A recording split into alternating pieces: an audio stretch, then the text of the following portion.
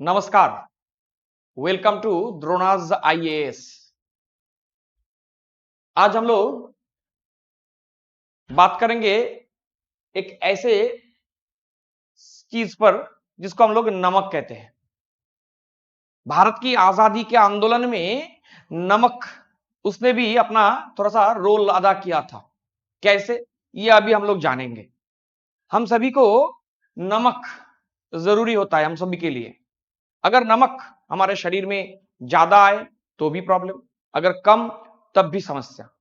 तो चलिए जानते हैं कि ये जो नमक भारत की आजादी के आंदोलन में इसका क्या रोल था।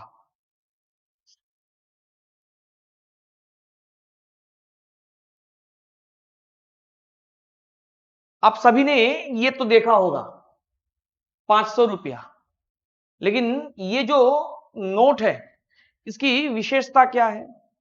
इस नोट में आप ये देख सकते हो, ये जो चित्र आप देख सकते हो यहाँ पे, ये स्पेशल डांडी मार्च का पिक्चर है, जिसे हम लोग सॉल्ट मार्च के नाम से भी जानते हैं।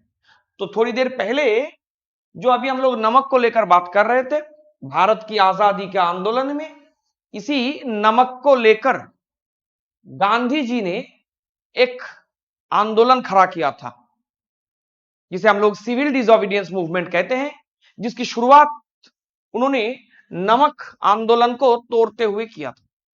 मतलब नमक के लेकर जो कानून है उसको तोड़ते हुए उन्होंने ये किया था। तो चलिए इसके ऊपर हम लोग थोड़ा सा बात करें।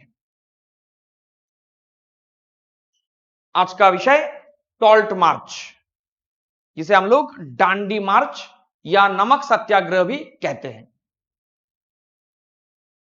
आप सभी ने इंटरनेट में नमक सत्याग्रह के ऊपर बहुत सारे वीडियोस तो देखे होंगे। तो आज के क्लास की विशेषता क्या है? आज की क्लास की विशेषता यह है कि डांडी मार्च यानी नमक सत्याग्रह, इसके ऊपर कुछ ऐसे पॉइंट्स पर हम लोग अभी बातचीत करेंगे जो आमतौर पे हम लोगों को देखने को नहीं मिलता। हम लोग अभी उसी के ऊपर चर्चा करेंगे।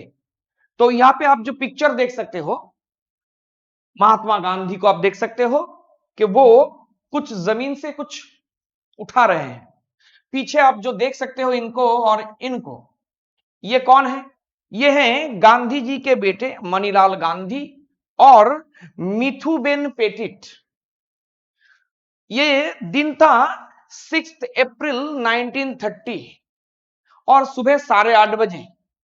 तो 6 अप्रैल 1930 सुबह 8:30 बजे ये जो पिक्चर हम लोग देख सकते हैं, उन्होंने नमक वो ले रहे थे और यहां से कानून तोड़ने की शुरुआत उन्होंने किया था।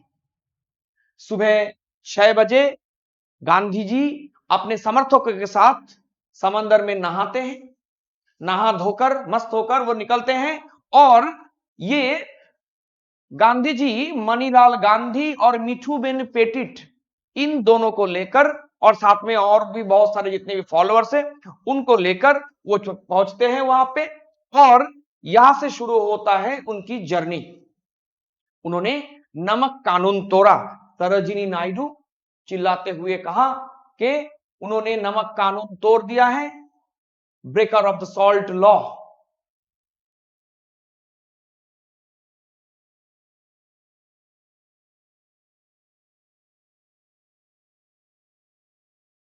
दिसंबर 1928 का दिन था, साल 1928 दिसंबर। गांधी जी ने क्या किया? Gandhi push through a resolution at the Calcutta Congress. Calcutta Congress December 1928, ठीक है। In calling on the British government to grant Indian dominion status और face a new campaign of complete independence. Gandhi ji ने कैलकाटा कांग्रेस के सेशन में उन्होंने कहा कि अगर ब्रिटिश हमें डोमिनियन स्टेटस नहीं देता है तो वो तैयार रहे एक विशाल आंदोलन के लिए, और उस बार उस आंदोलन में जो डिमांड होगा वो होगा कंप्लीट इंडिपेंडेंस, पूर्ण स्वराज। तो या तो ब्रिटिश डोमिनियन स्टेटस के ऊपर बात करे या फिर वो तैयार रहे कंप्लीट इंडिपेंडेंस के लिए।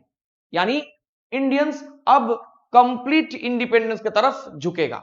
या उसके लिए दौड़ेगा। उनका गोल होगा कंप्लीट इंडिपेंडेंस।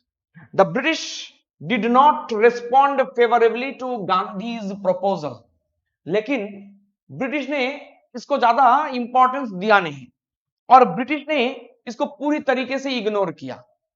तो अब रिजल्ट सबके सामने आने वाला था। अगले दिन यानी जो 6 तारीख को हम लोगों ने देखा गांधी जी ने नमक कानून तोड़ा, तो यहां पे हम लोग देख सकते हैं कि 7 तारीख अप्रैल 7 1930 अप्रैल 7 1930 हम लोग देख सकते हैं कि mister Gandhi and his volunteers break the salt law. Paper का हेडलाइन बना, कौन सा पेपर था? The Times of India. देश विदेश के तमाम पेपर्स में ये हेडलाइन बनने लगा, मतलब गांधी जी बनने लगे हेडलाइन कि उन्होंने नमक कानून तोड़ा। क्यों नमक ही क्यों, ये भी हम लोग आगे चल के जानेंगे इसी वीडियो में कि इतना कुछ रहते हुए उन्होंने नमक ही क्यों चूज किया।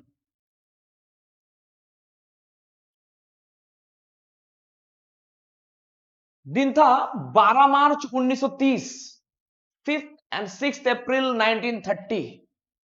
12 मार्च 1930, 5th और 6th अप्रैल। ये जो डांडी शब्द है, ये डांडी एक गांव का नाम है जो गुजरात में पड़ता है। पहली बार दुनिया वालों ने डांडी का नाम सुना। डांडी अब पूरे देश में नहीं, विदेश में भी चर्चा में था। क्यों? Because of this man, Mahatma Gandhi. Dandi is a village in the Jalapor taluk, Navsari district, Gujarat.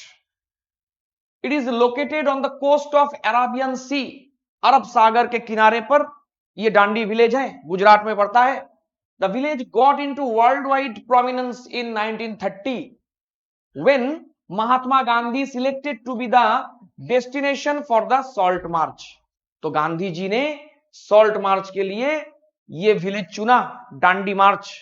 तो वो अपने आश्रम से निकलेंगे और डांडी तक जाएंगे और सॉल्ट मार्च जो उन्होंने रूट देखा, जिसका आखिरी मंजिल होगा डांडी विलेज। तो यही कारण है देश विदेश की मीडिया ने इसको कवर किया और पूरे देश में नहीं, विदेश में भी ये डांडी नाम का अब जिक्र होने लगा था। अब गांधी जी के बारे में थोड़ा सा हम लोग फ्लैशबैक में आते हैं, उनके पर्सनल लाइफ के बारे में थोड़ा सा जान लेते हैं। ये जो गांधी जी, हम सबको पता है उनका जन्म हुआ था 2 अक्टूबर 1869 में, पोरबंदर गुजरात में। गुजरात के पोरबंदर में उनका जन्म होता है 2 अक्टूबर 1869। और गुजरात के जो दीवान थे, मतलब पोरबंदर और राजकोट के जो दीवान थे, उनके घर में उनका जन्म होता है। नाम था करमचंद गांधी। करमचंद गांधी के घर में उनका जन्म होता है। वो दीवान थे पोरबंदर और राजकोट के। उन्होंने इससे पहले 3 शादी किया था और उन्होंने जो चौथी शादी किया था वो पुतलीबाई से किया। और पुतलीबाई के साथ उनका जन्म हुआ था 1857। आपको तो याद होगा 1857 भारत के आजादी के आंदोलन में, मतलब इतिहास में 1857 एक इंपॉर्टेंट साल है। 1857 में हुआ था जिसको ब्रिटिश कहते हैं सिपाही म्यूटिनी और इंडियंस उसको कहते हैं the first war of Indian independence. Vinayak Damodar Savarkar ने 1857 की क्रांति को क्या कहा था? डॉक्टर सावरकर ने कहा था यह भारत की आजादी का पहला आंदोलन है। लेकिन ब्रिटिश ने इसकी इंपॉर्टेंस को कम करते हुए इसको बस सेपॉय म्यूटिनी कहा। तो उस चर्चा पे अभी हम लोग नहीं चलते, उसमें हम लोग किसी दूसरे वीडियो में चलेंगे। तो जो भी हो, 1857 में करमचंद गांधी ने शादी किया था पुतलीबाई से। तो पुतलीबाई से जो ये शादी हुआ वो उनकी चौथी बीवी थी। चौथी बीवी से करमचंद गांधी को 4 बच्चे मिले। पहला लक्ष्मीदास, जिनका जन्म हुआ था 1860 में। दूसरी रलियतबेन 1862 में, जो कन्या थी। तीसरी कारसनदास 1866 में और चौथा मोहनदास। तो लक्ष्मीदास बड़े बेटे 1860 में उनका जन्म होता है और फिर 2 साल बाद जन्म होता है रलियत बहन का, जो उनकी कन्या थी, डॉटर थी। और फिर जन्म होता है कारसन दास का 4 साल बाद 1866 में। और फिर जन्म लेते हैं मोहनदास, जिसको हम लोग मोहनदास करमचंद गांधी कहते हैं। करमचंद उनके पिता का नाम, 1869 में। और दिन था 2 अक्टूबर, जो सबसे छोटे बेटे थे। यानी हम लोग यहां से एक पॉइंट और भी जान लिया कि मोहनदास गांधी की जो बहन थी उनका नाम था रलियत बहन। 2 अक्टूबर उनका जन्म हुआ, हम सबको पता है। और हम लोगों को यह भी पता है, ये जो दिन था 2 अक्टूबर, इस दिन को इंटरनेशनल नॉन वायलेंस डे भी कहा जाता है। इंटरनेशनल नॉन वायलेंस डे, 2 अक्टूबर को हम लोग कहते हैं इंटरनेशनल नॉन वायलेंस डे। और इंटरनेशनल नॉन वायलेंस डे किसने कहा? ये जो यूएनओ है, यूएनओ 2007 में, साल 2007 में यूएनओ ने इसको डिक्लेयर किया था, यानी 2 अक्टूबर को डिक्लेयर किया था इंटरनेशनल नॉन वायलेंस डे। और ये जो यूएनओ था, इसका गठन कब हुआ ये भी हम लोग जान लेते हैं। 1945 में यूएनओ का निर्माण हुआ। और यूएनओ के निर्माण के साथ जुड़ा हुआ जो बंदा, उनका नाम था Franklin Delano Roosevelt. Franklin Delano Roosevelt is considered a founder of the UN. बहुत सारे लोग थे इनके साथ जुड़ा हुआ, लेकिन जो माना जाता है कि यूएनओ जिसके मस्तिष्क से निकला, जिसका ब्रेन चाइल्ड हम लोग बोल सकते हैं, वो है फ्रैंकलिन डिलानो रूजवेल्ट। ठीक है, तो ये कुछ इंफॉर्मेशन हम लोगों ने यूएनओ से जुड़ा हुआ जाना। और हम लोगों ने ये जाना कि यूएनओ ने सन 2007 में 2 अक्टूबर की घोषणा क्या किया? International non violence day. बहुत ही इंपॉर्टेंट सा एक इंफॉर्मेशन है, जरूर याद रखना है। अब आते हैं कि नमक, थोड़ा सा नमक के बारे में जानते हैं। ब्रिटिश द्वारा नमक को टारगेट किया गया था, और यही रीजन है कि बाद में इन फ्यूचर हम लोग देखेंगे कि गांधी जी ने नमक कानून जो था उसी के ऊपर उन्होंने आघात किया। क्यों? तो इसके लिए थोड़ा सा हम लोग फ्लैशबैक में चलते हैं। साल था 1759, है ना? 1759, 2 साल बाद, यानी सॉरी 2 साल पहले, 2 years after the victory at the battle of Plassey. हम सबको पता है बैटल ऑफ प्लासी हुआ था 1757, 23 जून। और इस दिन बैटल ऑफ प्लासी के समय हम लोगों को तो पता ही है कि सिराजुद्दौला जो बंगाल के नवाब थे और ईस्ट इंडिया कंपनी के बीच में यह लड़ाई हुआ। और इस लड़ाई को जीतने के बाद, यानी बैटल ऑफ प्लासी जीतने के बाद, ईस्ट इंडिया कंपनी ने बंगाल में कब्जा किया। बंगाल की पॉलिटिक्स पर अब ईस्ट इंडिया कंपनी का कब्जा बन चुका था। और धीरे धीरे बंगाल के थ्रू वो भारत में फैलने लगे। और इस दौरान 1759 the British east India company imposed transit charges on the transportation of salt। British east India company ने नमक को अपना निशाना बनाया। ठीक है, नमक हर घर में यूज होता है, चाहे वो अमीर हो या गरीब हो, सबको चाहिए नमक, सबको इस्तेमाल करता है नमक। और नमक एक ऐसा चीज है जो कभी खत्म नहीं होगा। लेकिन फिर भी ब्रिटिश को क्या लगा कि इस नमक से हम लोग कमा सकते हैं पैसा। तो 1757 में जब बैटल ऑफ प्लासी हुआ और बंगाल में ब्रिटिश का कब्जा हुआ, ईस्ट इंडिया कंपनी का कब्जा हुआ, तो उन्होंने उसके ठीक 2 साल बाद 1759 में उन्होंने क्या किया था? सॉल्ट के ऊपर, सॉल्ट के इंपोर्ट के ऊपर, सॉल्ट के ऊपर उन्होंने ट्रांसपोर्टेशन चार्जेस लगा दिया। यहां से पैसा कमाने का उपाय उन्होंने निकाल लिया। 5 साल बाद 1764, हम सबको पता है 1764 क्यों इंपॉर्टेंट है? 1764 में हुआ था the battle of Buxar. Battle of Buxar, battle of Plassey, Sirajuddaulah हार जाते हैं। विश्वासघाती मीर जाफर को मिलता है उसका पुरस्कार। और मीर जाफर को जो पुरस्कार मिलता है, वो कुछ ही दिनों में मीर जाफर को यह समझने में देर नहीं लगा कि वो बस एक पापेट रूलर है। सिंहासन पर वो तो सिर्फ बैठा है, लेकिन उसके हाथ में कुछ नहीं, ना उसके पास पावर है ना प्रेस्टीज है। तो कुछ ही दिनों में मीर जाफर ने क्या किया? मीर जाफर ने विश्वासघात करने की कोशिश किया। अब ब्रिटिश के साथ, डचेस के साथ मिलकर वो ब्रिटिश को प्रॉब्लम में डालना चाहते थे, लेकिन ब्रिटिश ने भांप लिया और मीर जाफर को सिंहासन से हटाया। मीर जाफर को सिंहासन से हटाकर उसके सन इन लॉ मीर कासिम को सिंहासन पर बिठाया। और मीर कासिम को भी समझ में आ गया कुछ ही दिनों में कि उसको भी पापेट रूलर ही बन के रहना पड़ेगा अगर उसको रहना है तो। लेकिन मीर कासिम ने हार नहीं माना। मीर कासिम ने कोशिश किया ब्रिटिश को हराने का। और हम लोगों को पता है कि मीर कासिम ने अयोध्या के नवाब और मुगल बादशाह से मिलकर ब्रिटिश को टक्कर देने की कोशिश किया, जिसका नतीजा हुआ बैटल ऑफ बक्सर 1764। और इसी बैटल ऑफ बक्सर जिस साल हुआ 1764, following the victory at the battle of Buxar, contracts were given to deliver salt depot and merchants were required to buy from these depot। सरकार ने एक नया कानून लेकर आया। सरकार ने क्या बोला कि जो सॉल्ट डिपो था उन्हें कॉन्ट्रैक्ट दिया गया और ट्रेडर्स को बोला गया, जो लोग खरीदना चाहते हैं, मार्चेंट्स जो खरीदना चाहते हैं, उनको बोला गया कि आपको जो कुछ खरीदना है आप उन सॉल्ट डिपो से ही खरीदो। ठीक है, आप सॉल्ट डिपो से खरीदो। यानी पहले ट्रांसपोर्टेशन चार्ज लगाया, फिर 5 साल बाद सॉल्ट डिपो से लोगों को खरीदने के लिए, ट्रेडर्स को, मार्चेंट्स को खरीदने के लिए बोला गया। यानी धीरे धीरे नमक पर उनका गिरफ्त बढ़ने लगा था।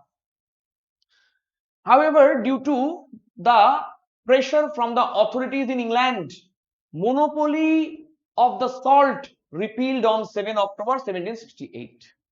और धीरे धीरे धीरे धीरे सॉल्ट के ऊपर जो मोनोपोली हो रहा था, धीरे धीरे उसको, उसका जो इंफॉर्मेशन है वो ब्रिटिश सरकार तक पहुंच रहा था। ब्रिटिश अथॉरिटी ने कहा कि सॉल्ट के ऊपर से ये सब हटाओ, ये सब हटाओ। तो ब्रिटिश सरकार के प्रेशर देने के कारण ईस्ट इंडिया कंपनी ने क्या किया, यहां से उसका जो मोनोपोली था धीरे धीरे खत्म किया गया। दिन था 7 अक्टूबर 1768। ठीक है, धीरे धीरे नमक के ऊपर से ब्रिटिश मोनोपोली खत्म होता गया। लेकिन उसके बाद भारत आए कौन? वो आए वारेन हेस्टिंग्स। वारेन हेस्टिंग्स ने ब्रिटिश अथॉरिटी को यकीन दिलाया कि नमक के जरिए वो काफी मुनाफा कमा सकते हैं, यानी ईस्ट इंडिया कंपनी बहुत ज्यादा मुनाफा कमा सकते हैं। In 1772, the Governor General Warren Hastings brought the salt trade once again under the company's control। Warren Hastings ने फिर से सॉल्ट ट्रेड पर उन्होंने अपना कब्जा करने की, मतलब वो मंशा जताया और उन्होंने किया भी। फिर 1788 the company began selling salt wholesalers by auction।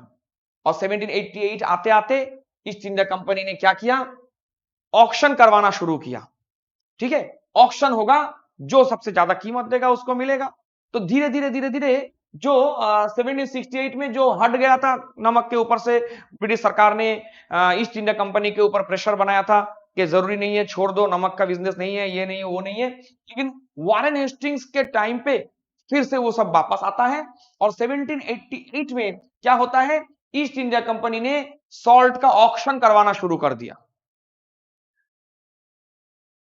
1835, धीरे धीरे हम लोग और आगे बढ़ रहे हैं। 1835 the government appointed A salt commission.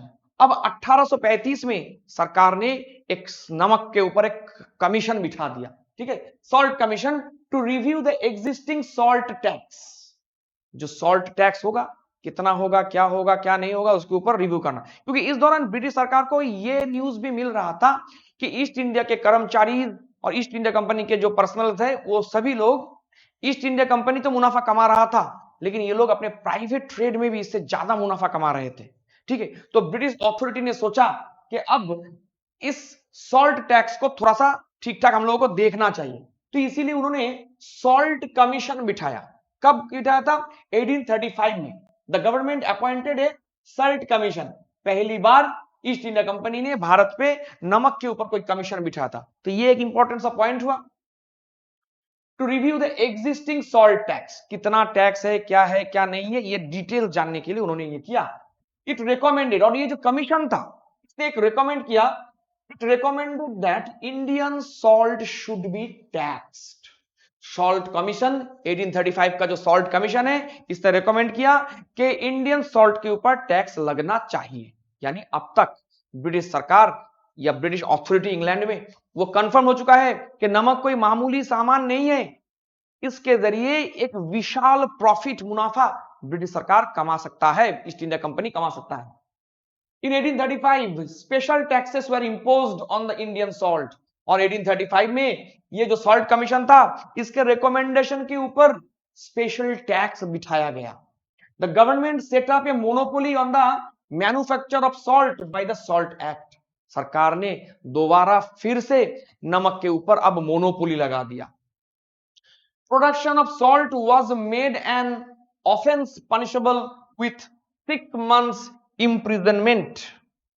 तो अब यह बताया गया कि अब सॉल्ट बनाने पर, ये जो सॉल्ट अभी आप बनाओगे या उसको स्टोर करोगे या उसको बेचने की कोशिश करोगे, तो अब ये बन गया था पनिशेबल ऑफेंस। कब बना? लगभग 1835 के आसपास, ठीक है। तो 1835 में ब्रिटिश सरकार ने अब सब कुछ मतलब ओपनली नमक के ऊपर अब उनका गिरफ्त बन चुका था। सॉल्ट मोनोपोली कायम हुआ था। अगर कोई बंदा सॉल्ट बनाएगा, सॉल्ट स्टोर करेगा, सॉल्ट बेचेगा, तो वो सीधा पहुंच जाएगा जेल में। इसके लिए बाकायदा कानून चला आया और 6 months 6 महीना जेल इसका प्रावधान था। साथ में उनके लिए जो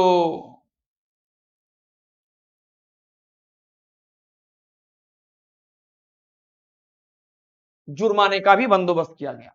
this paid huge dividends for the trader of the British east India company. और धीरे धीरे यही नमक ब्रिटिश ईस्ट इंडिया कंपनी को ह्यूज डिविडेंड देने लगा, बहुत सारा प्रॉफिट को होने लगा। When the crown took over the administration of India, अब यहां पे एक बात है, when the crown took over the administration of India from the company in 1858, the taxes were not revoked। हम सभी को पता है सन 1857 क्रांति जो हुआ था, 1857 की क्रांति, जिसे हम लोग चाहे तो सिपाही म्यूटिनी हम लोग कह सकते हैं। हालांकि ये एक ब्रिटिश टर्म है, ब्रिटिश लोग द्वारा इसको सिपाही म्यूटिनी ज्यादा कहने की कोशिश किया जाता था। तो 1857 की क्रांति के बाद ब्रिटिश अथॉरिटी को यह समझ में आया, भारत जैसा एक प्रॉफिटेबल कॉलोनी को कभी भी ईस्ट इंडिया कंपनी जैसा जो ट्रेड ऑर्गेनाइजेशन है, अब इसकी बस की बात नहीं है कि वो भारत को कंट्रोल करे। इसीलिए ब्रिटिश अथॉरिटी ने क्या किया? ब्रिटिश अथॉरिटी ने 1857 में ईस्ट इंडिया कंपनी को टाटा बाय बाय किया, बोला कि आप अब लोग जाओ, अब भारत को सीधा सीधा हम लोग चलाएंगे, और क्राउन एडमिनिस्ट्रेशन यहां पे लगाया गया। और ये जो गवर्नर जनरल वाला पोस्ट था, अब ये बन गया वाइस रॉय। तो वाइस रॉय रूल लगा 1857 में, लेकिन ये जो नमक के ऊपर जो कानून लगाया गया था, इसे वापस नहीं किया गया। नमक कितना जरूरी है इकोनॉमी के लिए ये ब्रिटिश समझ चुके थे, इसीलिए उन्होंने नमक के ऊपर जो कानून लगाया गया था उसको वापस नहीं लिया। ऐसा नहीं कि इंडियंस ने इसके खिलाफ आवाज नहीं उठाया, लेकिन उनकी आवाज सुनेगा कौन? उस समय तक उनकी आवाज सुनने वाला कोई नहीं था। इंडियंस ऑर्गेनाइज्ड नहीं थे, उनमें नेशनलिटी भी उस लेवल का नहीं था। तो इसीलिए जिस नमक के ऊपर जो कानून था, इंडियंस ने चुपचाप से मान ली। अब आते हैं थोड़ा और आगे, 1878 A uniform salt tax policy was adopted for the whole of India। पूरे भारत के लिए, पूरे देश के लिए एक uniform salt policy, salt tax policy, यानी पूरे देश के लिए एक ही सॉल्ट के ऊपर एक ही कानून बनने लगा। ठीक है, एक ही कानून अडॉप्ट किया गया। Both British India as well as the princely states, पूरे ब्रिटिश इंडिया में और प्रिंसली स्टेट्स के लिए भी ये लागू था।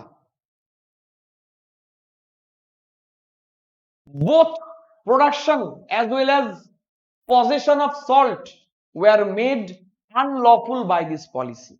ये पॉलिसी आपको इजाजत नहीं देता कि आप नमक बनाइए, आप उसे स्टोर कीजिए, सेल कीजिए या कुछ भी कीजिए। नमक आप सिर्फ खरीदो, आप ना उसको बनाओ, ना उसको बेचो, ना स्टोर करो, यह कानून आपको इजाजत नहीं देता। द इंडिया सॉल्ट एक्ट 1882, इसको थोड़ा सा याद रखिएगा, कॉम्पिटिटिव एग्जाम्स में बहुत पूछा जाता है। The Indian salt act of 1882 included regulations enforcing a government monopoly on the collection and manufacture of salt. 1882 Salt Act. Salt could be manufactured and handled only at official government salt depot. ये कानून क्या कहता है?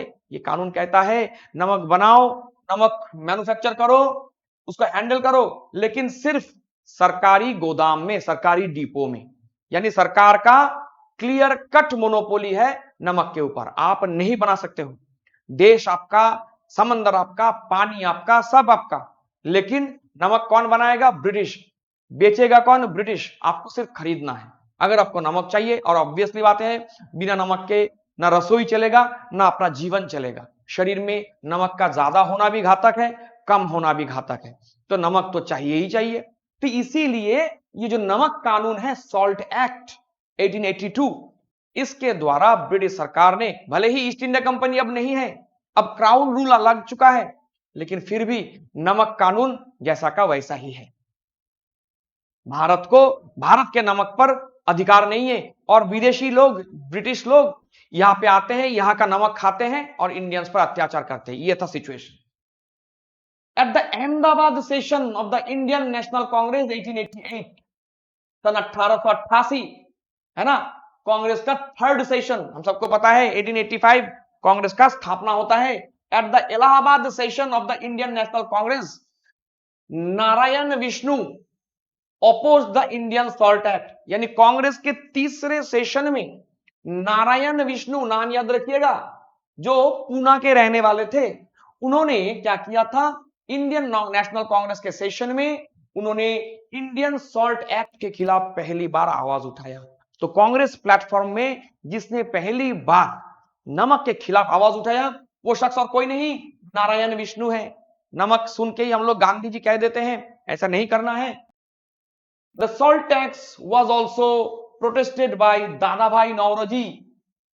दादाभाई नौरोजी, जिसे हम लोग grand old man of India के नाम से जानते हैं, दादाभाई नौरोजी ने भी नमक के खिलाफ आवाज उठाया था on 14 August 1894 in the house of Commons. सबको पता है पहला इंडियन जिन्होंने इंग्लैंड में, इंग्लैंड की पार्लियामेंट में जिनका हिस्सा, मतलब जिन्होंने वो इलेक्टेड हुए थे, तो वही दादाभाई नौरोजी। उन्होंने इंग्लैंड के हाउस ऑफ कॉमन्स में, ब्रिटेन के हाउस ऑफ कॉमन्स में उन्होंने 14 अगस्त 1894 उन्होंने सॉल्ट टैक्स के खिलाफ आवाज उन्होंने उठाया था।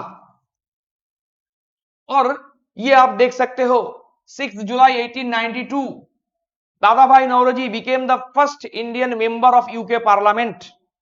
The day witnessed Dadabhai Naoroji becoming the first Indian to become a member of UK Parliament. ये वही दादाभाई नौरोजी है। इससे रिलेटेड ये पॉइंट आपके लिए, आपके कॉम्पिटिटिव एग्जाम्स के लिए बहुत इंपॉर्टेंट है। द स्टेट्समैन 6 जुलाई 1892, आप देख सकते हो इस दिन का ये हेडलाइन था कि ये पहले इंडियन है जो वहां के पार्लियामेंट में जो चुने गए थे। ठीक है, ये एक एक्स्ट्रा इंफॉर्मेशन हो गया। अब आते हैं गांधी जी के ऊपर। Mahatma Gandhi, Mahatma Gandhi had written his first article, the Indian Opinion में उन्होंने लिखा था एक article on the salt tax in 1891। साल 1891 में गांधी जी ने अपने आर्टिकल, इंडियन ओपिनियन में एक आर्टिकल लिखा सॉल्ट के ऊपर। ठीक है, जब वो साउथ अफ्रीका में थे, यानी साउथ अफ्रीका में रहते हुए उन्होंने भारत में जो सॉल्ट लॉ था उसके ऊपर उन्होंने बात किया था 1891 में। और कौन से न्यूज़पेपर में? The Indian opinion. ये नाम आप लोग जरूर याद रखिएगा, इंडियन ओपिनियन। ठीक है, बहुत ही इंपॉर्टेंट है, यहां से सवाल एग्जाम में जरूर पूछे जाते हैं। फिर 1909 गांधी ने फिर से लिखा, किसमें लिखा इस बार? इस बार लिखा उन्होंने हिंद स्वराज में। ये भी साउथ अफ्रीका में ही उन्होंने लिखा, और उन्होंने ब्रिटिश एडमिनिस्ट्रेशन से यह दरखास्त किया कि आप प्लीज सॉल्ट टैक्स को हटाइए। तो ये जो हम लोग बाद में दांडी मार्च में गांधी द्वारा सॉल्ट एक्ट के खिलाफ जो कुछ बोला गया या जो कुछ उन्होंने किया, इसकी झलक हम लोगों को पहले ही मिलता है। यानी नमक को लेकर वो बहुत पहले से ही सोच रखते थे। दांडी मार्च में उन्होंने नमक कानून तोड़कर ब्रिटिश सरकार को और पूरी दुनिया को यह मैसेज देना चाहते थे ये नमक कानून कितना खराब है, कितना घटिया कानून है। लेकिन ये सोच वो बहुत पहले जब वो साउथ अफ्रीका में थे तभी रखते थे, ये उस बात का प्रमाण है। The salt tax was doubled in the year 1923। लेकिन इन सब के बावजूद ब्रिटिश सरकार ने कुछ नहीं सुना, कुछ नहीं, क्योंकि उनको बस मुनाफा दिखता था। वो लोग यहाँ पे क्यों आए थे? वो लोग यहाँ पे आए थे जस्ट इनकम करने के लिए, पैसा कमाने के लिए, और नमक में उनको पैसे की बू आता था। यही रीजन है कि उन्होंने नमक से भर भर के पैसा कमाया। गांधी जी हो या बाकी जितने भी लोग हो, इन्होंने थोड़ा बहुत आवाज उठाया था, लेकिन ब्रिटिश सरकार के कानों तक ये बात नहीं पहुंच रहा था। इसका रिजल्ट क्या हुआ? सन 1923 में ब्रिटिश सरकार ने ये जो सॉल्ट टैक्स था उसको दुगना कर दिया, डबल कर दिया। द्रोणाज आईएएस आप सबके लिए अब नॉर्थ बंगाल में ही अब दिल्ली वाला वाइब्स आपको मिलेगा। और द्रोणाज आईएएस में जो कॉलेज पारा हाथीमोर सिलीगुड़ी में, यहाँ पे जो मेन बिल्डिंग है उसमें द्रोणाज आईएएस का जो ऑनलाइन कोचिंग और ऑफलाइन कोचिंग, इसके ऊपर जल्द ही कोर्सेस शुरू होने वाला है। आप जल्द से जल्द द्रोणाज आईएएस से जुड़िए और दिल्ली वाला वाइब्स आप सिलीगुड़ी में ही आप एंजॉय कीजिए। अब हम लोग आते हैं कि क्यों गांधी जी ने नमक को चुना। थोड़ी देर पहले हम लोगों ने देखा कि गांधी जी ने नमक को लेकर वो पहले ही साउथ अफ्रीका से, जब वो साउथ अफ्रीका में थे वहीं से वो नमक को लेकर कुछ आर्टिकल्स उन्होंने लिखा और ब्रिटिश सरकार से दरखास्त भी किया कि नमक कानून को हटा देना चाहिए, ये बहुत ही अन्यायपूर्ण एक कानून है। तो अब यहाँ पे सवाल यह है कि अब सिविल डिसोबीडियंस मूवमेंट का माहौल बन रहा था। सवाल यह बनता है गांधी जी ने नमक को क्यों चुना, दूसरा कोई आर्टिकल क्यों नहीं चुना? वो तो नमक को भी चुन सकते थे, मतलब दूसरे कोई भी आर्टिकल चुन सकते थे, तो उन्होंने नमक ही क्यों चुना? ये इंपॉर्टेंट है, ये आपको कोई नहीं बताएगा कि नमक ही क्यों। आपको नॉर्मल डांडी मार्क के क्लासेस में आपको सिर्फ यही सब मिलेगा, कब किया, क्या किया, कहा किया, ये सब। लेकिन अब सवाल ये बनता है कि उन्होंने नमक ही क्यों चुना? इसका जवाब अभी हम लोगों को मिलेगा कि देखिए, इनिशियली गांधी's choice of salt tax was surprised Congress working committee. Gandhi जो नमक को लेकर आगे बढ़ेंगे, ये जो गांधी जी का डिसीजन था, उनका चॉइस था, कांग्रेस वर्किंग कमेटी को ही ये समझ में नहीं आ रहा था कि आखिर गांधी के दिमाग में चल क्या रहा है। नमक, नमक को कौन इतना तवज्जो देता है? हम लोग अपने जीवन में इतने सारे इंपॉर्टेंट मतलब आर्टिकल्स है, ये है, सब कुछ है, उसमें नमक कहां आता है? मामूली सा एक सामान। तो गांधी जी अचानक नमक को लेकर क्यों? तो लोगों के मन में, स्पेशली कांग्रेस वर्किंग कमेटी के जो मेंबर्स थे, उनके मन में यह सवाल आ रहा था कि नमक के ऊपर आंदोलन करेंगे तो इससे ब्रिटिश के कानों में बात कैसे जाएगा? नमक है ही क्या, एक मामूली सा तो सामान है। जवाहरलाल नेहरू जो हमेशा गांधी जी के साथ ही रहते थे, उनके बहुत बड़े शिष्य थे, दिव्य लोचन साहू, इन जैसे लीडर्स भी बहुत ज्यादा डाउट में थे। इनके पास भी कोई जवाब नहीं था कि गांधी ने नमक ही आखिरकार क्यों चुना। सरदार पटेल, इनको भी समझ में नहीं आ रहा था कि अचानक गांधी जी को हो क्या गया है, वो नमक ही क्यों चूज करते हैं। तो उन्होंने सजेस्ट किया गांधी जी को कि आप एक काम कीजिए, अपना लैंड रेवेन्यू बॉयकॉट से यह आंदोलन की शुरुआत कीजिए। सिविल डिसोबीडियंस मूवमेंट की शुरुआत आप लैंड रेवेन्यू बॉयकॉट से शुरू कीजिए। गांधी जी को नमक से ही शुरू करना था, चाहे जवाहरलाल हो या चाहे दिव्य लोचन साहू या पटेल हो या कांग्रेस वर्किंग कमेटी के बाकी मेंबर्स, सबने समझाया, लेकिन गांधी जी अपने जिद पर थे कि नहीं, नमक से। क्यों? कोई तो रीजन होगा। The British colonial administration too was not disturbed by these plans of resistance against the salt tax। British सरकार में भी ऐसा कुछ लक्षण नहीं दिख रहा था कि वो बहुत ज्यादा डिस्टर्ब्ड है, चिंतित है, वो ये सोच रहे हैं, ये कुछ नहीं। ब्रिटिश भी खुश मस्त कि करने दो, जो करना है करें। कांग्रेस भी, मतलब कांग्रेस के वर्किंग कमेटी के जो लोग हैं उनको भी कोई आइडिया नहीं था, लेकिन गांधी जी को इस बात का यकीन था कि यही से अगर हम लोग हिट करेंगे तो जरूर कुछ ना कुछ होगा। लेकिन गांधी जी के अलावा एक और शख्स को गांधी जी के नमक को चूज करने के पीछे की जो मंशा है, जो उद्देश्य है, वो समझ में आया था। कौन है वो शख्स? एग्जाम में ये सवाल भी आया है कि गांधी जी के अलावा या नमक मतलब जो नमक को लेकर गांधी जी आंदोलन शुरू करने वाले हैं, ये नमक का जो इंपॉर्टेंस है, ये गांधी जी के अलावा और किसको समझ में आया था?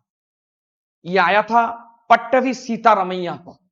तो जो भी हो, गांधी जी ने जो नमक को लेकर आंदोलन वो करेंगे, इसको लेकर ब्रिटिश बिल्कुल भी बॉदर नहीं थे। तो जो वाइस रॉय थे उस समय के, लॉर्ड अर्विन, ये क्वेश्चन भी एग्जाम में आता है कि जब सॉल्ट मार्च हो रहा था उस समय के वाइस रॉय कौन थे? तो लॉर्ड इरविन, वो ने क्या किया, उन्होंने सॉल्ट को लेकर गांधी के इस आंदोलन को बिल्कुल भी वो थ्रेट नहीं समझते थे। उनके हिसाब से ये कोई थ्रेट होगा ही नहीं, मतलब हल्के में लिया, कभी नहीं हल्के में लिया, यहां तक कि कांग्रेस वालों ने भी हल्के में लिया, किसी को समझ में नहीं आ रहा था। लेकिन एक शख्स को समझ में आ रहा था, वो थे महात्मा गांधी के नमक क्या कर सकता है, ये उनको समझ में नहीं आ रहा था। लेकिन ये लोग बिल्कुल बेफिक्र थे, क्या कर लेंगे, करने दो। However, Gandhi had sound reasons for his decision. तो गांधी जी के पास तो ठोस रीजन था, गांधी जी के पास ठोस रीजन था कि मैं ये क्यों करूं, क्या ना करूं, क्या करूं। ये जो जवाहर कह रहे हैं, जो वल्लभ भाई पटेल कह रहे हैं, या कांग्रेस वर्किंग कमेटी जो थे, वो लोग क्या कहना चाहते हैं, सब गांधी जी सुन रहे थे, लेकिन वो अपने डिसीजन पर अटल थे। An item of daily use could resonate more with all classes of citizens. नमक एक ऐसा सामान है, हर क्लास के लोग, हर रिलीजन के लोग, हर वर्ण के लोग सभी इस्तेमाल करते हैं, सबको इस्तेमाल करना है नमक। यानी इस नमक के जरिए गांधी सारे क्लास के लोगों को, चाहे वो अमीर हो, गरीब हो, मिडिल क्लास हो, जो भी हो, हिंदू हो, मुसलमान हो, कोई भी रिलीजन हो, सबको एकजुट करना चाहते थे, क्योंकि नमक सबको चाहिए होता है, और नमक के जरिए एक यूनिटी बनाने की कोशिश उनका मूल लक्ष्य था। The salt tax represented 8.2% of the British tax revenue and hurt the poorest Indians the most significantly. ये जो सॉल्ट था, ब्रिटिश भारत से जितना रेवेन्यू जनरेट कर सकता था उसका लगभग 8.2% था। ठीक है, ब्रिटिश भारत से जितना भी रेवेन्यू जनरेट करता था उसका 8.2% था सॉल्ट टैक्स। और भारत के हर हिस्से के लोग, मतलब हर क्लास के लोग, हर श्रेणी के लोग, स्पेशली पुअर्स भी इसको अपने साथ जोड़ता है, क्योंकि गरीब को खाने में कुछ मिले ना मिले, नमक तो उसके डिश में जरूर होता ही होता है। तो नमक पर अगर हम लोग चोट करें तो गरीब जुड़ेगा, अमीर लोग या एडुकेटेड लोग वो तो जुड़ेंगे ही जुड़ेंगे, लेकिन गरीब को जोड़ना ये गांधी जी का मोटिव था। यही रीजन है उन्होंने नमक को चूज किया। ये डांडी मार्च से जुड़ा हुआ जो पॉइंट है, ये आपको कोई नहीं बताएगा। Explaining his choice, Gandhi said, next to air and water, salt is perhaps the greatest necessity of life. तो गांधी जी को जब पूछा गया, तो गांधी जी ने बोला, गांधी को जब पूछा गया कि आपने नमक ही क्यों चुना, मीडिया वालों ने भी पूछा था क्या आपने नमक को क्यों चुना, तो गांधी जी ने कहा, next to air and water, हवा और पानी के बाद शायद नमक ही वो सामान है, वो आर्टिकल है जो इंसानी जीवन में सबसे ज्यादा जरूरी है। तो ये लाइन को भी याद रखिएगा, कभी कभी एग्जाम में इस तरीके के लाइन उठा के दिया जाता है और पूछा जाएगा ये लाइन किसने कहा या किस कॉन्टेक्स्ट में कहा।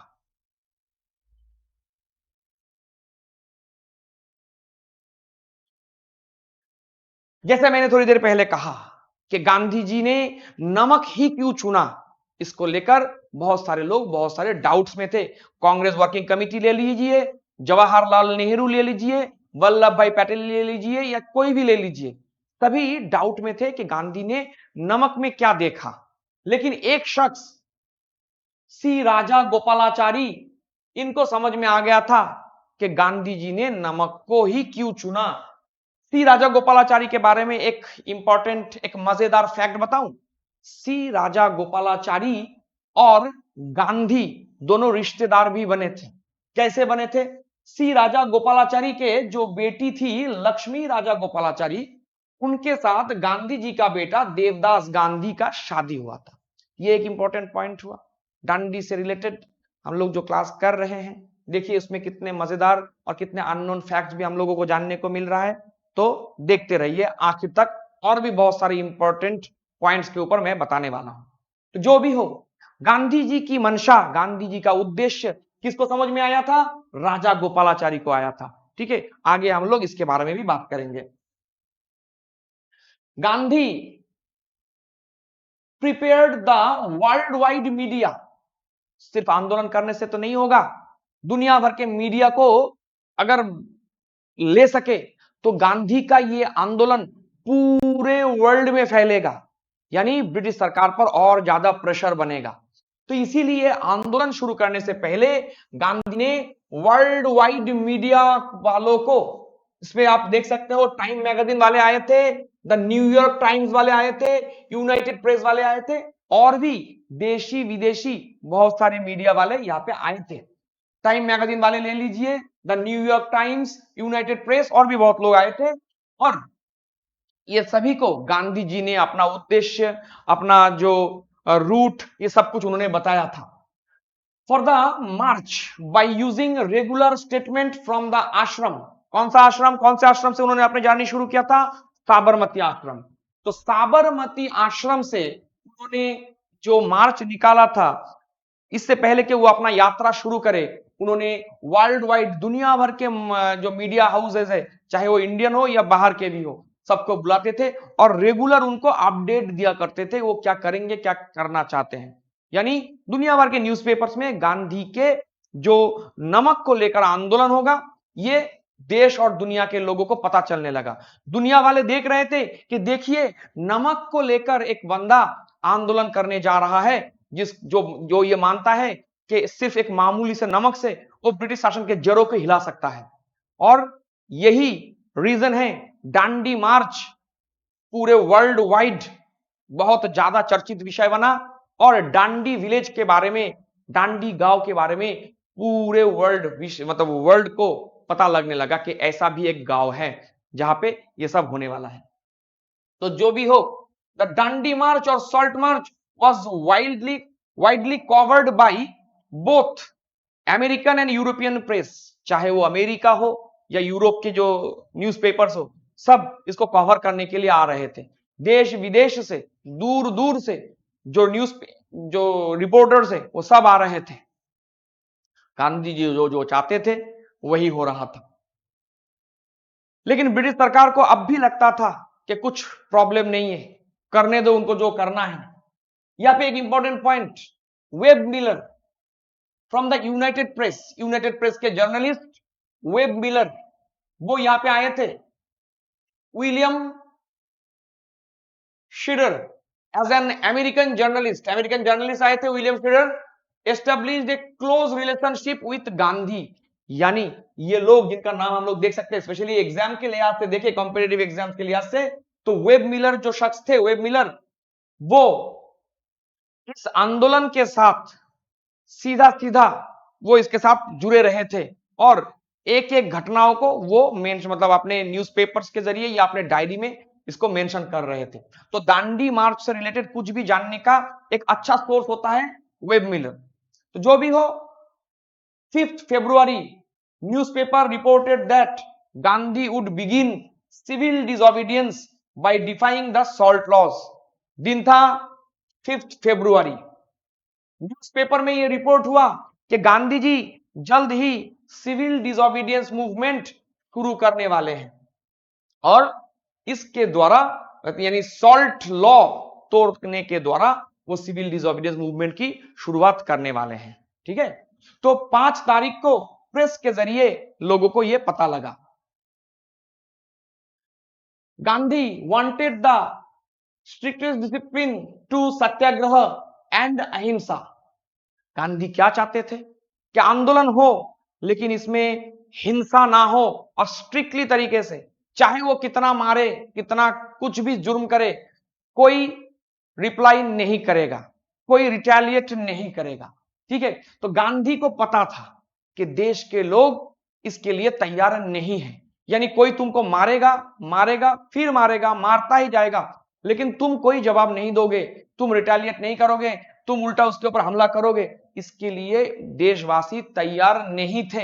ये गांधी को पता था, लेकिन कुछ लोग तैयार थे, ये भी गांधी जी को पता था। इसीलिए उन्होंने क्या किया, for that reason he recruited the marchers not from the Congress party members, क्योंकि कांग्रेस पार्टी के मेंबर्स को तो इस आंदोलन के इंपॉर्टेंस के बारे में ही तब उतना पता नहीं था जितना गांधी जी को पता था।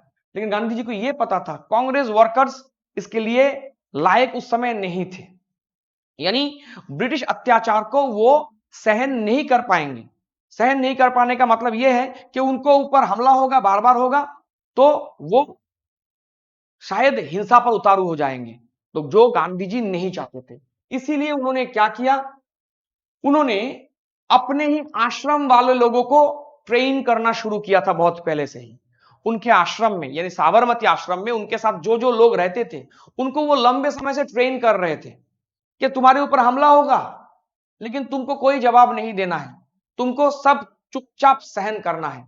वो तुम्हें मारते जाएंगे मारते जाएंगे मारते जाएंगे, तुम मार खाते जाओगे, लेकिन तुम आवाज भी नहीं करना, तुम उनको उन्हीं की भाषा में जवाब नहीं देना। और इसके लिए धीरे धीरे धीरे धीरे जो उन्होंने ट्रेन किया था अपने आश्रम वालों को, उन्हीं को लेकर उन्होंने शुरू किया था Gandhi strict standards of discipline.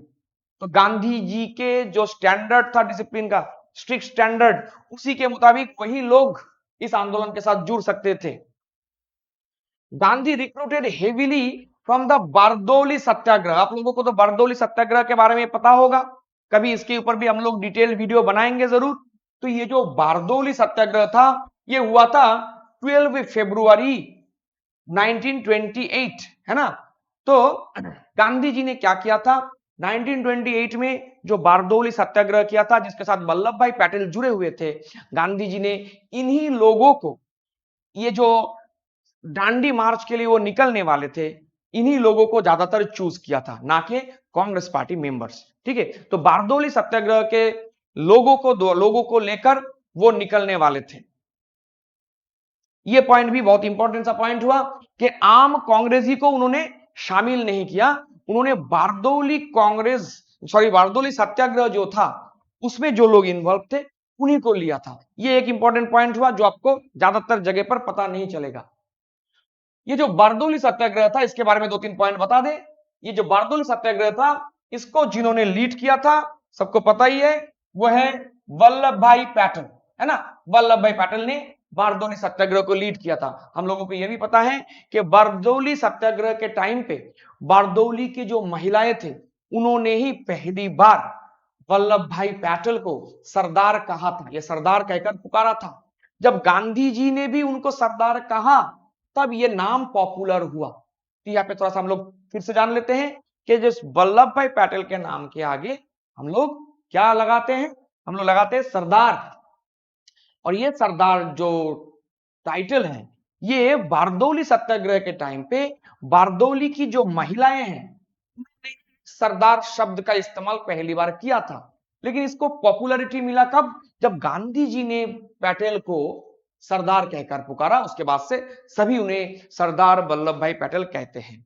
तो वही वल्लभ भाई पटेल का जो बारदौली सत्याग्रह था, बारदौली सत्याग्रह लेड बाय सरदार वल्लभ भाई Patel and its success gave rise to Patel becoming one of the main leaders of the independence movement।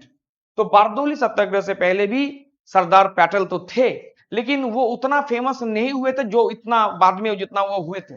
तो बारदौली सत्याग्रह वो पहला आंदोलन था जिसने पटेल को लाइमलाइट में लेकर आया था। ठीक है, पटेल को जो ज्यादा पॉपुलैरिटी मिला था वो इसी आंदोलन के द्वारा हुआ था, इसे बारदौली सत्याग्रह कहते हैं। और इसी आंदोलन से जुड़े हुए जो लोग थे, उन्हीं को लेकर वो अपना ये आंदोलन, मतलब गांधी जी ने अपना ये आंदोलन चलाने के बारे में उन्होंने प्लान किया था।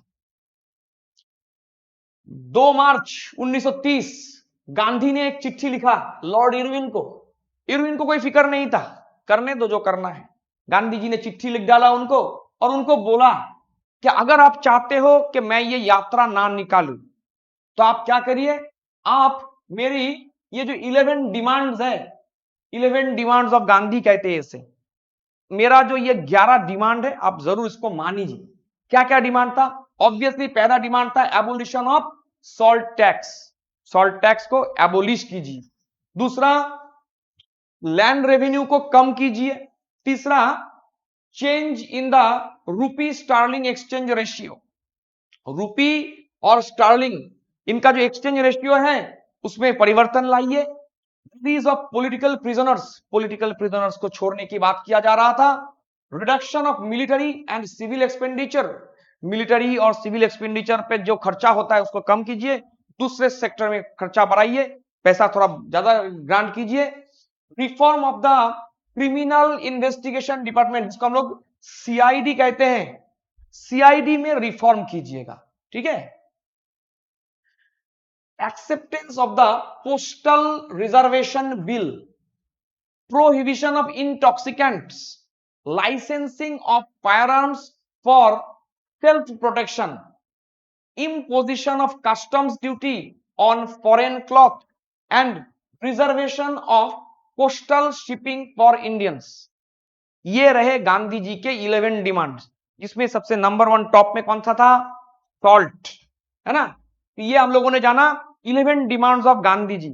देखिए, दांडी मार्च से रिलेटेड हम लोग डिस्कशन कर रहे हैं, जिसमें हम लोग और कितना एक्स्ट्रा इंफॉर्मेशन यहाँ पे हम लोगों ने जाना। और गांधी जी साबरमती से निकलेंगे, दांडी जाएंगे, इसके लिए जो वो रास्ता तय करेंगे, कहां कहां वो जाएंगे, कहां रुकेंगे, क्या करेंगे, इसका जिम्मेदारी सरदार पटेल पर था। सरदार पटेल को ही गांधी का रूट मैप बनाना था। तो सरदार पटेल, उन्होंने गांधी का जो रूट मैप निकाला।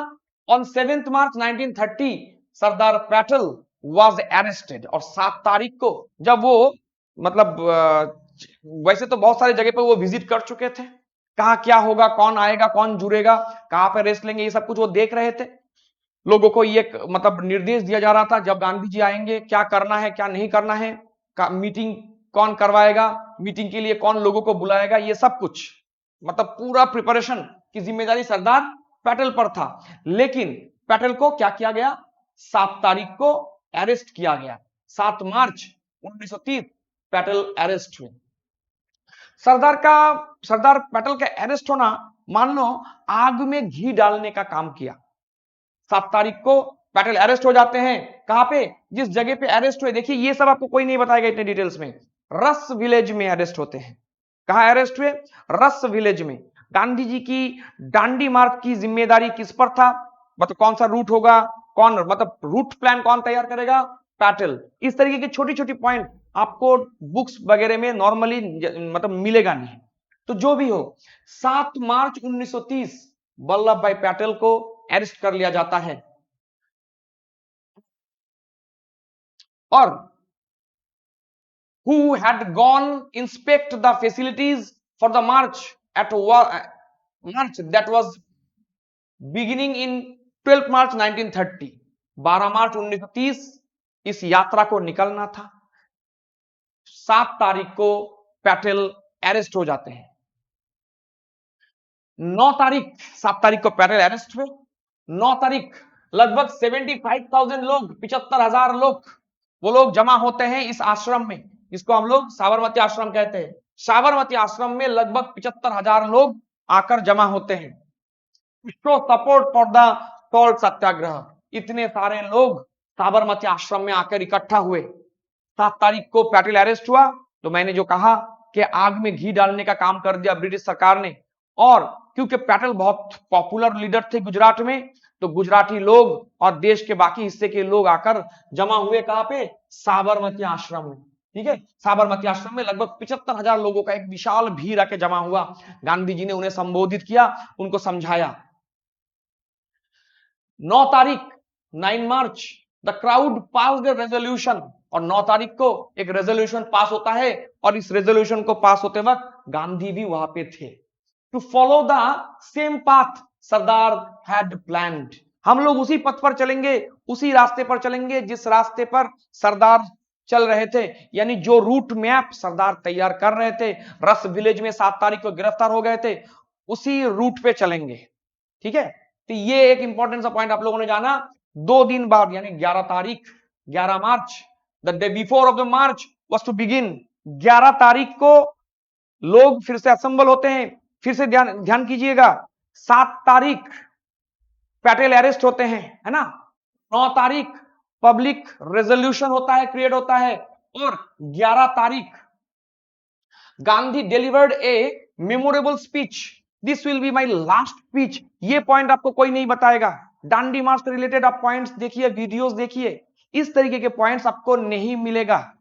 तो 11 मार्च गांधी जी पब्लिक के सामने एक शपथ लेते हैं, क्या, this will be my last speech on the sacred banks of Sabarmati.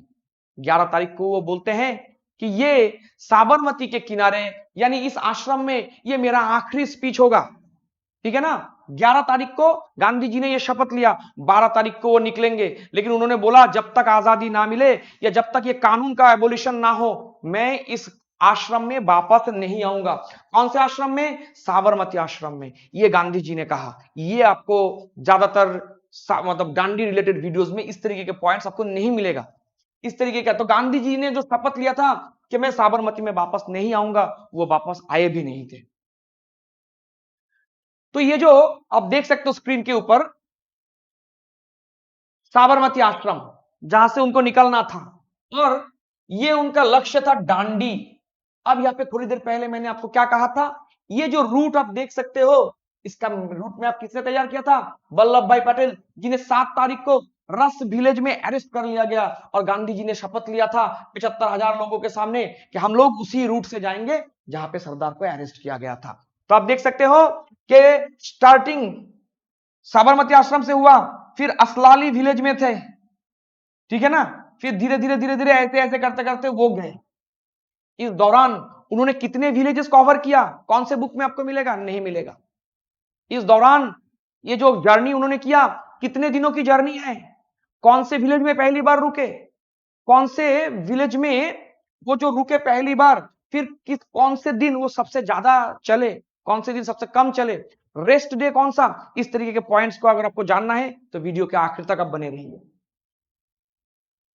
यहाँ पे आप देख सकते हो ये अपना गुजरात है, और ये देखिए साबरमती आश्रम से वो निकलते हैं, और ये जो पहला गांव है, तो आपको कभी कभी एकदम में ना इस तरीके का सवाल भी आएगा, जो जिस सवाल से लोग यूज टू हो चुके हैं। साबरमती से निकले, डांडी तक गए, लेकिन पहला विलेज कौन सा था, यानी पहला स्टॉपेज था असलाली विलेज, है ना। तो इस तरीके के पॉइंट्स आपको देखना पड़ेगा कि वहां से वो निकलते हैं और यहां तक पहुंचे, और इसका रूट मैप, ये जो रूट मैप आप देख सकते हैं, ये किसने तैयार किया, सरदार पटेल ने तैयार किया। Gandhi also vowed not to return to the ashram, मतलब साबरमती में हम लोग कभी वापस नहीं आएंगे, इस आश्रम से मैं निकला हूं, जब तक सॉल्ट लॉ, ये सॉल्ट टैक्स वापस ना लिया जाए तब तक मैं यहां पे वापस नहीं आऊंगा, है ना। Salt act was repealed and Swaraj achieved, मैंने पहले ही कहा, गांधी ने लॉर्ड इरविन को ये चिट्ठी लिखा कि देखिए, आपको अगर आप चाहते हो कि मैं ये आंदोलन ना करूं, तो आप मेरा 11 जो डिमांड है उसके ऊपर थोड़ा सा बात कीजिए। सरकार ने अनदेखा किया, गांधी ने क्या किया, शपथ लिया कि जब तक ये कानून वापस नहीं लिया जाएगा और स्वराज अचीव ना कर लूं, मैं यहां पे वापस नहीं आने वाला, और वो आए भी नहीं थे। अब सवाल ये बनता है कि गांधी जी उन्होंने 6 तारीख का डेट ही क्यों अपनाया, कौन बताएगा आप, इसी क्लास में मिलेगा, द्रोणाज आईएएस में ही आपको ये सब मिलेगा जानने के, कि 6 अप्रैल को क्यों चुना। आप कोई भी बुक्स उठा लीजिए, इसके ऊपर कोई आपसे बात नहीं करेगा कि गांधी जी कब निकले, कब पहुंचे, ये सब मिलेगा आपको, लेकिन क्यों यही दिन, क्यों, कोई तो रीजन रहा होगा, तो वो हम लोग अभी बात करेंगे इसके ऊपर कि गांधी चूज 6 अप्रैल, 6 तारीख को ही उन्होंने चुना ना, क्यों चुना, to launch the mass breaking of the salt laws for a symbolic reason. 6 तारीख एक सिंबलिक कारण था, क्या कारण था, it was the first day of national week began in 1919 when Gandhi conceived of the national हड़ताल मतलब स्ट्राइक अगेंस्ट द रावलाट एक्ट। आपको रावलाट एक्ट याद होगा, रावलाट एक्ट के ऊपर भी हम लोग एक विशेष वीडियो कभी बनाएंगे, उसके ऊपर भी चर्चा करेंगे। तो ये जो रावलाट एक्ट था, रावलाट एक्ट के खिलाफ गांधी ने एक हड़ताल बुलाया था, पूरे देश भर में स्ट्राइक किया था, और उसकी शुरुआत भी हुआ था 6 तारीख को, 6 अप्रैल, है ना। तो 6 अप्रैल 1919 में गांधी ने क्या किया था, एक नेशनल वीक उन्होंने शुरू किया था और हड़ताल शुरू किया था, यही कारण है 6 अप्रैल। तो आपको अच्छा लगा होगा तो एक लाइक दीजिएगा। तो द्रोणास के साथ जुड़िए, और भी कुछ इंटरेस्टिंग पॉइंट्स हम लोग दांडी मार्च से रिलेटेड बताएंगे। अब ये जो मार्च हुआ, ये जो मार्च हुआ कितना डिस्टेंस कवर किया, उन्होंने पैदल ये डिस्टेंस कवर किया था। The March spend 387 kilometre. इसको अगर हम लोग देखें तो लगभग 240 माइल, 387 किलोमीटर, 240 माइल साबरमती आश्रम से दांडी को गए। इस दौरान गांधी के कितने फॉलोअर्स थे, 78। ये एक कॉमन सा पॉइंट हुआ कि दांडी मार्च में गांधी जी के कितने फॉलोअर्स थे। आपने WBCS, यूपीएससी या दूसरे कॉम्पिटिटिव एग्जाम्स में ये सवाल तो जरूर देखा होगा, ये तो कॉमन सवाल हुआ ना। तो अलग क्या है, द्रोणाचार्य आइएस आपको अलग क्या प्रोवाइड करेगा, अभी पता चलेगा कि Gandhi started this March with 78 trusted volunteers. और मैंने क्या कहा, ये जो 78 लोगों को उन्होंने लिया था, कांग्रेस सपोर्टर्स को नहीं लिया था, मतलब कांग्रेस पार्टी से नहीं लिया था। उनको पता था कांग्रेस पार्टी के लोग इसको झेल नहीं पाएंगे, वो तैयार नहीं है। तो ये जो 78 लोगों को उन्होंने लिया था, कहां से लिया था, उन्होंने बारदौली सत्याग्रह से जुड़े हुए लोगों को इसके लिए लिया था। Growing numbers of Indians joined them along the way. जहां जहां से ये लोग गुजरते रहे थे, जहां जहां से गुजर रहे थे, आसपास के गांव वाले जुड़ रहे थे। एक बात आप नोटिस कीजिएगा इस पिक्चर में भी, सभी लोग या तो बिना कपड़े के, थोड़ा बहुत कपड़े के, या फिर सफेद कपड़े में, दूसरा कुछ नहीं। तो इसको लेकर भी एक पॉइंट आगे चल के बताने वाला हूं इसी वीडियो के अंत में। जहां जहां ये लोग गुजरते रहे, लोग जुड़ते रहे। लगभग 3 से 4 किलोमीटर लंबा प्रोसेशन लगने लगा था। 3 से 4 किलोमीटर लंबा, आप सोच सकते हो। तो ये जो 78 फॉलोअर्स थे गांधी जी के, जिसके लिए गांधी जी, मैंने क्या कहा, बारदौली सत्याग्रह से ही लोगों को चुना गया था ज्यादातर। तो अब यहाँ पे द्रोणाचार्य आईएएस आपको प्रोवाइड करता है कि कौन से स्टेट से कितने लोगों को लिया गया था, कितने आदमी थे, 78। उसमें गुजरात से कितने, 38। तो एक सवाल आ सकता है एग्जाम में, सबसे ज्यादा कौन से स्टेट से चुना गया, तो आप तुरंत बताइएगा, गुजरात 38। हमारे बंगाल से भी लिया गया था, कितने लोगों को, 2 लोगों को। तो नाम नाम भी इंपॉर्टेंट है, दुर्गेश चंद्र दास, जिनकी उम्र उस समय था लगभग 44 साल।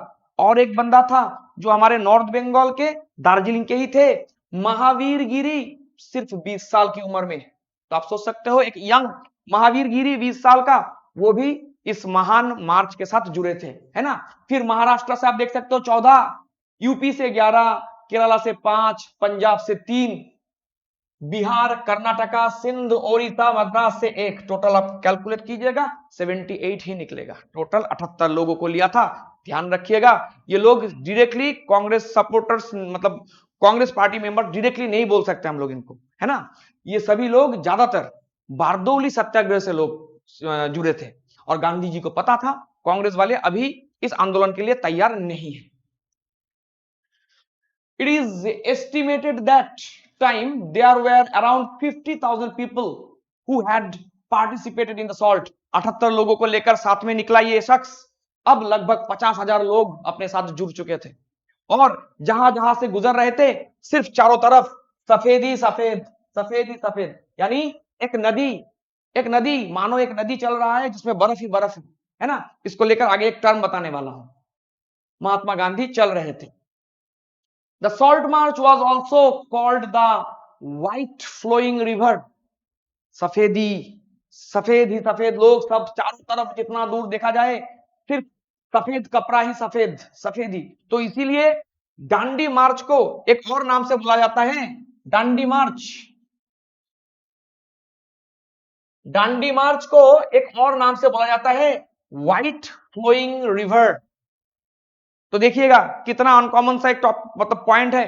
दांडी मार्च को व्हाइट फ्लोइंग रिवर कहा जाता है। क्यों कहा जाता है? क्योंकि जो यहाँ पे जो लोग यहाँ पे ज्वाइन किया था, लोग सब व्हाइट खादी पहने थे। खादी तो आपको पता ही होगा, सब व्हाइट खादी पहने हुए थे। तो दूर से देखकर लग रहा था कि कोई नदी, व्हाइट फ्लोइंग नदी। और जवाहरलाल नेहरू, उन्होंने इसको क्या कहा था? जवाहरलाल नेहरू ने दांडी मार्च को कहा था पिलग्रिम्स मार्च या क्वाइट पिलग्रिमेज, है ना। तो आजकल के जो कॉम्पिटिटिव एग्जाम्स के जो मतलब लेवल है, उसमें इस तरीके के सवाल आजकल बहुत किया जाता है। आप नॉर्मल बुक्स वगैरह पढ़ोगे या आपका प्रिपरेशन अगर नॉर्मल लेवल का होगा तो इस तरीके के पॉइंट्स आप जरूर मिस करोगे, लेकिन एग्जाम में आखिर तक वही किसी को सफलता मिलेगा जो ये अटपटे सवालों का आंसर देगा, और उसी के प्रिपरेशन के साथ आप मतलब उसी के लिए जो प्रिपरेशन होगा वो आपको करवाएगा द्रोणास आईएएस। तो जो भी हो, व्हाइट फ्लोइंग रिवर किसे कहा जाता है जब आपसे पूछे जाएंगे, इस क्लास के बाद आप जरूर आंसर कर पाओगे कि दांडी मार्च को कहा जाता है व्हाइट फ्लोइंग रिवर। क्यों? क्योंकि वहां पे जो लोग ज्वाइन किए थे वो सभी व्हाइट खादी पहने हुए थे। 3 से 4 किलोमीटर 5 किलोमीटर लंबा ये प्रोसेशन चलता था, तो देखकर लगता था कि कोई सफेद नदी जा रहा है। तो जो भी हो, जवाहरलाल नेहरू ने इस मार्च के लिए क्या शब्द का प्रयोग किया था? उन्होंने कहा था पिलग्रिमेज मार्च। आजकल के एग्जाम में इस तरीके के सवाल जरूर पूछे जाएंगे। और उन्होंने क्या कहा था? व्हाइट पिलग्रिमेज भी इसको कहा था, है ना। Nehru wrote extensively about the Dandi March in his book। Jawaharlal Nehru जब जेल में थे तो वो एक किताब लिख रहे थे, द डिस्कवरी ऑफ इंडिया, है ना। This book written in 1944 during his imprisonment at Ahmednagar fort. Ahmednagar fort में उनको बंदी बनाकर रखा गया था लगभग सन 42 से 45 तक, यानी अगस्त क्रांति, क्विट इंडिया मूवमेंट के दौरान। तो क्विट इंडिया मूवमेंट के ऊपर भी हम लोग एक वीडियो लेकर जरूर आएंगे।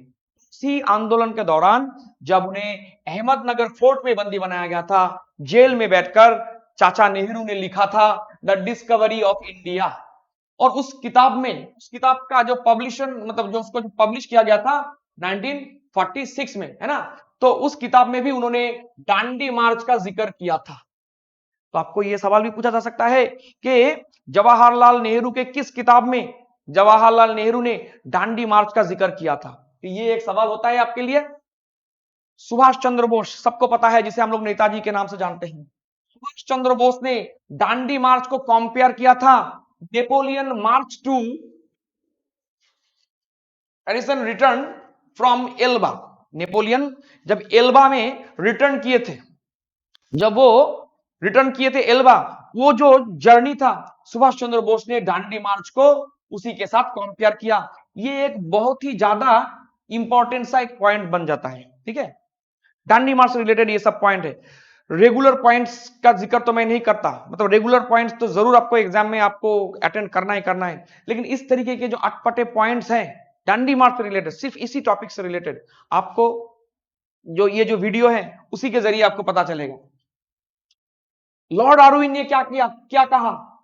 ये जो दांडी मार्च है इसको लेकर लॉर्ड इरविन ने क्या कहा? लॉर्ड इरविन ने कहा था कि called the Gandhiji's breaking of salt law was a storm in a teacup।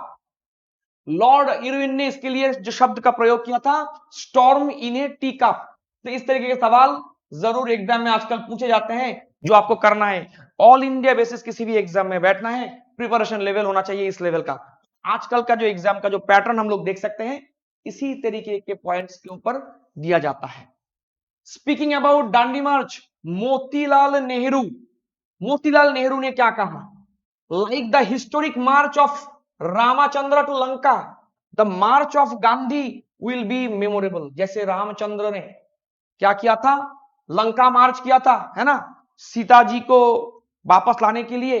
तो गांधी जी का ये जो मार्च था इसको भी लोग लंबे समय तक याद रखेंगे। जैसे हम लोग अभी भगवान श्री रामचंद्र उनके जो लंका मार्च को याद रखे हैं। देखिए जो मोतीलाल नेहरू ने कहा, क्या वो सही हुआ?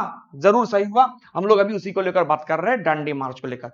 ये अब भी लोगों के मतलब दिमाग में है। पीसी रॉय, उन्होंने इसके बारे में क्या कहा? दांडी मार्च के बारे में पीसी रॉय ने क्या कहा? उन्होंने कहा the exodus of the Israelites under Moses. Moses के अंडर में जो यहूदी लोग थे उन्होंने जो जर्नी किया था, जो उनका जो एक्सोडस था, उसके साथ उन्होंने इसको कंपेयर किया था। ये एग्जाम में, यूपीएससी में भी 2-3 बार एग्जाम में पूछे जा चुके हैं। Nehru, Nehru considered the salt satyagraha the high watermark on his association with Gandhi. Nehru ने इसको इसके साथ कंसीडर किया था, ठीक है। तो इस तरीके के इंपॉर्टेंट डांडी मार्च से रिलेटेड किसने क्या कहा, ये होता है यूपीएससी। यूपीएससी में इस तरीके के सवाल का प्रिपरेशन मतलब आपको लेना चाहिए। अब आते हैं इस आंदोलन के लीडर्स के बारे में। गांधी जी को पता था इस आंदोलन में जब वो शामिल होंगे, ऑब्वियसली ब्रिटिश उनको जरूर गिरफ्तार करेगा, अरेस्ट करेगा। तो जब गांधी जी अरेस्ट होंगे तब आंदोलन को चलाएगा कौन? तो गांधी जी का जो प्लान ए था उसमें ये शख्स थे जिसको हम लोग अब्बास तायब जी के नाम से जानते हैं। हाई कोर्ट के जज थे, ठीक है, रिटायर कर चुके थे। तो अब्बास तायब जी इसके साथ जुड़े, मतलब इस आंदोलन के साथ जुड़े। उस समय उनकी उम्र 70 प्लस हो चुका था, 70 प्लस हो चुका था। ये गांधी जी का प्लान ए था कि जब मुझे अरेस्ट किया जाएगा, लीडर बनेंगे अब्बास तायब जी। फिर प्लान बी भी उन्होंने तैयार किया था कि जब अब्बास तायब जी को अरेस्ट किया जाएगा तो लीड करेंगी कौन? सरोजिनी नायडू। यहां पे एक और इंटरेस्टिंग चीज बताऊं, शुरुआती दौर में गांधी जी नहीं चाहते थे किसी भी महिला को इस आंदोलन के साथ जुड़ा जाए। क्यों? कोई भी महिला आंदोलन के साथ जुड़े ये गांधी जी नहीं चाहते थे। तो गांधी जी को फिर मनाया किसने, जानने के लिए वीडियो के अंत तक देखना पड़ेगा। तो ये जो प्लान ए था, प्लान ए में ये थी, प्लान बी में ये लीड करेंगी। और ये जो बंदा था यानी अब्बास तायब जी, उन्हें grand old man of Gujarat कहा जाता है, grand old man of India. दादा भाई नौरोजी, हम सबको पता है, एग्जाम में आता है, आ चुका है बहुत बार। लेकिन अलग आपका प्रिपरेशन अलग कब होगा, तभी तो जाके आपका मतलब आप एग्जाम क्रैक कर पाओगे ना। तो grand old man of Gujarat किसे कहा जाता है? ये वही अब्बास तायब जी हैं जिन्होंने गांधी के अरेस्ट होने के बाद जिन्होंने इस आंदोलन को लीड किया था, है ना। उन्हें कहा जाता है grand old man of Gujarat, भूलना नहीं है, इंपॉर्टेंट सा पॉइंट है। Gandhi himself referred to Tayab ji as the grand old man of Gujarat. और ये टाइटल अब्बास तायब जी को किसने दिया? ये टाइटल अब्बास तायब जी को दिया था स्वयं गांधी जी ने। ये देखिए, आप पिक्चर में देख सकते हो, गांधी जी और अब्बास तायब जी दोनों साथ साथ चल रहे हैं, है ना। ये आप पिक्चर में देख सकते हो, गांधी जी और अब्बास तायब जी दोनों साथ साथ चल रहे थे। गांधी जी के प्लान ए थे कौन? अब्बास तायब जी। प्लान बी कौन? सरोजिनी नायडू। और इसी अब्बास तायब जी को गांधी जी ने क्या कहा था? Grand old man of Gujarat, है ना। टाइटल किसको दिया, किसने दिया, ये इंपॉर्टेंट है। The first day march of 21 km ended in the village of Aslali. पहला दिन का जर्नी जो शुरू हुआ था असलाली विलेज में खत्म होता है, याद रखना, नोट कर लेना। Where Gandhi spoke to a crowd about 4000 kilometre, है ना, सॉरी 4000 पीपल। तो पहले दिन गांधी का जो पहला जर्नी का जो पहला दिन है वो खत्म होता है असलाली विलेज में। असलाली विलेज में पहला दिन का जर्नी खत्म होता है। फिर गांधी ने उस दौरान लगभग कितने लोगों से बात किया? 4000 लोगों से। पहले दिन वो पहुंचते हैं, जर्नी शुरू होता है, पहले दिन जब वो रेस्ट लेने के लिए रुकते हैं, दिन की जर्नी खत्म होता है, रेस्ट के लिए वो रुकते हैं। कितने लोगों से बात किया? 4000 लोगों से बात किया। एवरी डे, लगभग हर दिन, more and more people join the march until the procession of marchers became at least 3 kilometre long. लगभग 3-4 किलोमीटर लंबा तो हो ही रहा था। Gandhi gave a speech attacking the salt tax as inhuman. तो गांधी ने सॉल्ट टैक्स को क्या कहा था? इनह्यूमन कहा था। ये पॉइंट एग्जाम में पूछे जा चुके हैं, बीसीएस में भी, है ना। तो सॉल्ट टैक्स को गांधी ने, ये सॉल्ट टैक्स को इनह्यूमन किसने करार दिया? गांधी ने करार दिया। और क्या कहा था? और कहा था पुअर मैन स्ट्रगल। वो कौन थे जिसने ये जो सॉल्ट मार्च था उसे पुअर मैन स्ट्रगल कहा था? गांधी जी ने कहा था। इस तरीके के पॉइंट्स को आपको जरूर जानना है। The marchers used to sing the भजन रघुपति राघव राजा राम, है ना। हम सभी ने ये गाना सुना होगा, रघुपति राघव राजा राम पतित पावन सीताराम। तो जब ये जो लोग मार्चर्स जितने भी थे, जो लोग गांधी जी के साथ पैदल चल रहे थे, उनके मुंह में बस यही धुन था, रघुपति राघव राजा राम। ये तो सबको पता ही होगा, कॉमन सा पॉइंट हुआ। Gandhi initially did not want to permit women to join salt march, जो थोड़ी देर पहले मैंने बताया था। लेकिन वो कौन थे या कौन थे जिन्होंने गांधी जी को राजी करवाया कि गांधी जी महिलाओं को यहाँ पे एंट्री दे? Sarojini Naidu and other female activist including Kamala Devi Chattopadhyay and Khurshid Naoroji persuaded Gandhi and joined the march. तो जिन्होंने गांधी जी को राजी करवाया वो थे सरोजिनी नायडू। स्पेशली स्पेशली कहूं, मतलब एग्जाम ओरिएंटेड अगर कहूं, नॉर्मली आंसर ये होता है कमला देवी, ठीक है, और खुर्शीद नौरोजी। इन्हीं लोगों ने मिलकर गांधी जी को राजी करवाया कि वो महिलाओं को भी एंट्री दीजिए। ये रहे, आप पिक्चर में देख सकते हो, अमीना तायब जी, कमला देवी चट्टोपाध्याय या चैटर्जी, और यह है कस्तूरबा गांधी। बहुत लोगों को यह भी नहीं पता कि इस आंदोलन में गांधी जी के साथ कस्तूरबा गांधी ने भी हिस्सा लिया था। वो जो मैंने थोड़ी देर पहले बताया ना कि गांधी जी का प्लान ये कौन था, अब्बास तायब जी। गांधी जी जब अरेस्ट हुए उसके बाद अब्बास तायब जी एंड कस्तूरबा गांधी उन्होंने साथ में शुरू किया था, ठीक है। अब आते हैं जून 30, 1930 मुंबई, है ना, आप देख सकते हो जून 30 मुंबई समाचार, मतलब जहां से ये सोर्स हमने उठाया है। 1930 मुंबई समाचार का स्पेशल एडिशन था। Kamala Devi Chattopadhyay and other women march to Chowpatty. ये आप देख सकते हो, ये लोग सुबह सुबह निकले हैं और इनके मुंह में कौन सा धुन था, मतलब कौन सा स्लोगन था? नमक कायदा तोड़ा है, यानी we have broken the salt law. नमक कायदा तोड़ा, कायदा यानी कानून, नियम, हम लोगों ने नमक कायदा तोड़ा है। इनकलाब जिंदाबाद, इनकलाब जिंदाबाद। किसने दिया था ये स्लोगन, इनकलाब जिंदाबाद? हम सभी का तुरंत आंसर होना, मतलब दे देते हैं स्टूडेंट्स लोग के भगत सिंह, लेकिन ये गलत है। भगत सिंह ने इसको पॉपुलराइज किया था 1921 में, हसरत मोहानी ने दिया था इनकलाब जिंदाबाद स्लोगन, याद रखना जरूर। तो जो भी हो, इनके मुंह में, इनके जबान में क्या था? नमक कायदा तोड़ा है, इनकलाब जिंदाबाद, महात्मा गांधी जी की जय।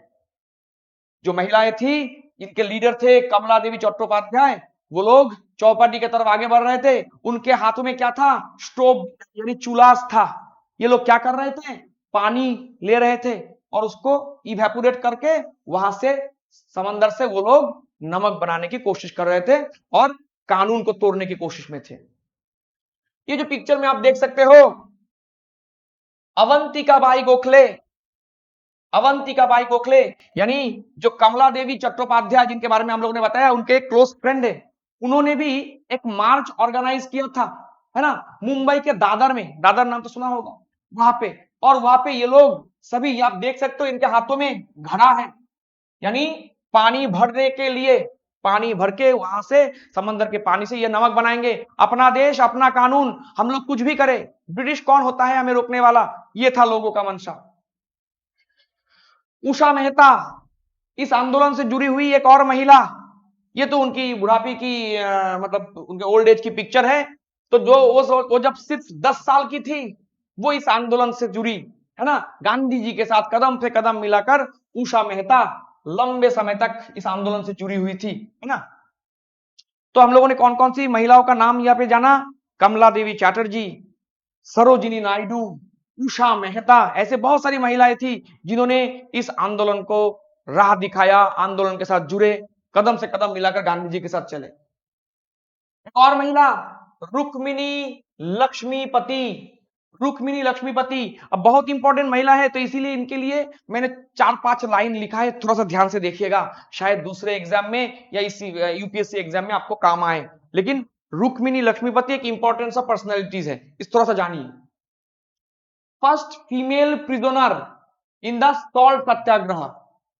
देखिए, मैंने कहा था पहले ही कि इस टॉपिक में, गांधी टॉपिक में, आपको ऐसे ऐसे इंपॉर्टेंट पॉइंट मैं बताऊंगा जो नॉर्मली वीडियो में आपको नहीं मिलेगा। First female prisoner in the salt सत्याग्रह।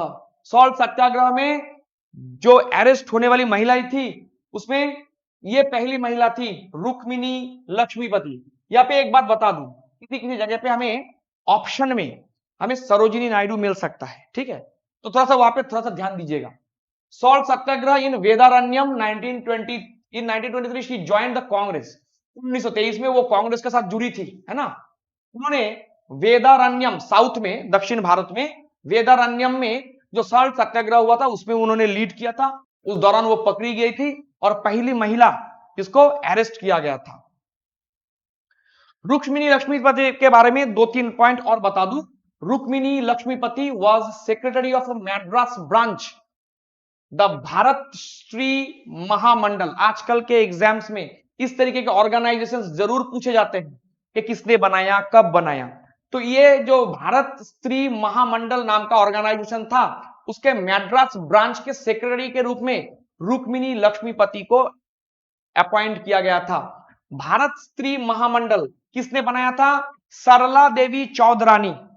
सरला देवी चौधरानी ने बनाया था भारत स्त्री महामंडल। अब थोड़ा सा पिछले कुछ सालों के एग्जाम्स के क्वेश्चन उठा के देखिए, इस तरीके के ऑर्गेनाइजेशन किसने बनाया, कब बनाया, इस तरह के सवाल आते हैं। तो इसी क्लास में देखिए आपने कितने एक्स्ट्रा पॉइंट्स जान लिए। भारत स्त्री महामंडल की मैड्रास ब्रांच की सेक्रेटरी बनी थी वही रुक्मिणी लक्ष्मीपति। और ये जो ऑर्गेनाइजेशन था इसको किसने बनाया था? इसके फाउंडर कौन है? सरला देवी चौधरानी। इलाहाबाद में इसका स्थापना हुआ था, साल था 1910। तो 1910 में भारत स्त्री महामंडल सोसाइटी का स्थापना किया था सरला देवी चौधरानी 1910 में। कहां पे? अहमदाबाद में किया था। और उसका जो ब्रांच बनाया गया था मैड्रास में, उस मैड्रास ब्रांच की सेक्रेटरी बनी रानी लक्ष्मीपति, है ना। One of the primary goals of the organisation was to promote female education. क्यों? ये जो ऑर्गेनाइजेशन बनाया था सरला देवी चौधरानी ने, क्यों? ये उन्होंने इसीलिए बनाया था कि उनको प्रमोट करना था फीमेल एजुकेशन। फीमेल एजुकेशन को प्रमोट करने के लिए ये बनाया गया था। Rukmini Lakshmipati was the first woman to be elected to the Madras legislature and the first to serve as the minister in the Madras presidency। ये जो रुक्मिणी लक्ष्मीपति थी वो फर्स्ट महिला थी, पहली महिला जिन्हें मैड्रास लेजिस्लेचर में चुना गया था, यानी वो पहली महिला बन गई मैड्रास प्रेसिडेंसी की। ठीक है। She contested and won by election to the Madras legislative council in 1934। पहली महिला जिन्हें किसी भी तरीके की कोई भी लेजिस्लेचर काउंसिल में जगह मिला। कौन? रुक्मिणी लक्ष्मीपति। इसीलिए मैंने बोला था कि इनके बारे में 2-4 लाइन में एक्स्ट्रा जरूर बताऊंगा। She was elected to the Madras Presidency Legislative Assembly in the 1937 election। 1937 election से भी इनका पुराना नाता, मतलब इंपॉर्टेंस एक नाता है। On 15 July 1937 she was elected as the Deputy Speaker of the Assembly। इस तरीके के सवाल तो अक्सर एग्जाम में पूछे जाएंगे। During 1st May 1946 to 23rd March 1947 she was the Minister for the Public Health of Presidency in the T. Prakasham cabinet। T. Prakasham cabinet 1st May 1946 इनको जगह मिला था। She was the first and only woman minister of the presidency। पहला और एकमात्र minister बनी थी महिला। एक और नाम दांडी मार्च से जुड़ा हुआ, एक और नाम सॉल्ट मार्च से जुड़ा हुआ या सिविल डिसोबीडियंस से जुड़ा हुआ एक और नाम Durga Devi Deshmukh. Actively involved in the salt satyagraha in Madras. इन्होंने मैड्रास में सॉल्ट सत्याग्रह में इन्होंने हिस्सा लिया था। ठीक है। तो बहुत सारी महिलाओं का नाम हम लोगों ने जाना जिनका एक्टिव हिस्सा था ये सॉल्ट सत्याग्रह या सिविल डिसोबीडियंस मूवमेंट में। 6 April 1930 after prayers Gandhi with his followers took a bath in the sea।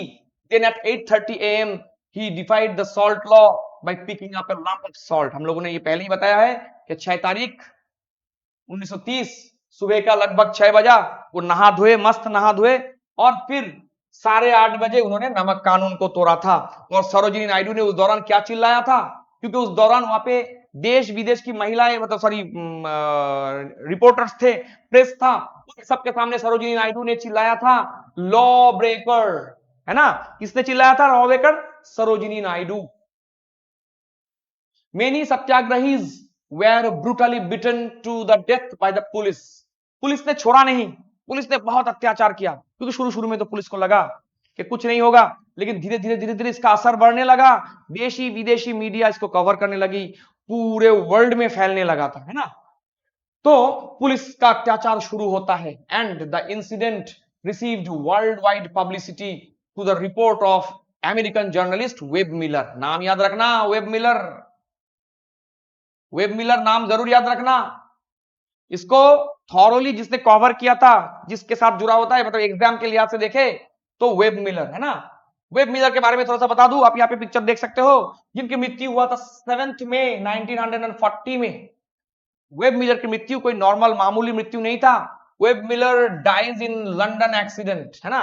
Train से गिरने के कारण उनकी मृत्यु हुआ था, ट्रेन से गिरने के कारण, ये एक एक्स्ट्रा इंफॉर्मेशन मैं दे रहा हूं, ट्रेन से गिरने के कारण उनकी मृत्यु हुआ था। किसी किसी का मानना है कि उनकी हत्या भी हुआ होगा, ठीक है। तो जो भी हो, 7 तारीख 1940 फेल फ्रॉम मूविंग ट्रेन। अब एक इतना मतलब एक्सपीरियंस जर्नलिस्ट अचानक ट्रेन से गिरकर मर जाए, ये थोड़ा सा मानने को दिल नहीं चाहता। तो जो भी हो, 1940 में उनकी मृत्यु होता है। ये थे वो, नाम याद रखना, वेब मिलर, जिन्होंने सॉल्ट सत्याग्रह को पूरी तरीके से, अच्छे तरीके से, बहुत क्लोज, नजदीक से उन्होंने इसको कवर किया था। At the end of 1930 time magazine made Gandhi man of the year, और सन 1930 में टाइम मैगजीन ने गांधी को मैन ऑफ द ईयर कहा। क्या कहा? Man of the year. Gandhi को मैन ऑफ द ईयर कहा गया, है ना। Gandhi was nominated for Nobel peace prize. बहुत को ये नहीं पता होगा कि गांधी जी को नोबेल के लिए भी मनोनीत किया गया था, हालांकि उनको मिला नहीं, लेकिन बहुत बार उन्हें नोबेल के लिए मनोनीत किया गया था। कौन कौन से ईयर में? लगभग 5 बार उनको किया गया था नॉमिनेट। कितने बार? 5 टाइम्स। और कौन से ईयर में? 1937, 1938, 1939, 1947 and just before his assassination 1948। तो 37 में, 38 में, 39 में, 47 और 48 में, लेकिन एक बार भी नहीं मिला। क्यों नहीं मिला, इसके ऊपर भी हम लोग एक वीडियो जरूर बनाने की कोशिश करेंगे। After the assassination of Gandhi, Albert Einstein, आप सबको पता है एल्बर्ट आइंस्टाइन के बारे में। जब गांधी जी की हत्या का न्यूज मिला तो एल्बर्ट आइंस्टाइन ने नेहरू को टेलीग्राम किया था, और उस टेलीग्राम में आइंस्टाइन ने क्या कहा? generations to come would find it hard to believe that such a remarkable individual had once walked the earth।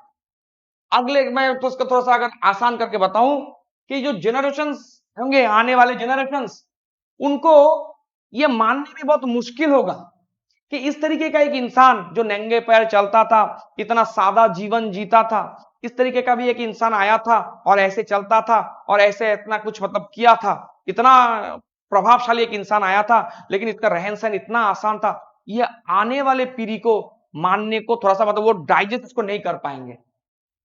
Jawaharlal Nehru ने क्या कहा था इस दौरान जब गांधी जी की हत्या हुआ?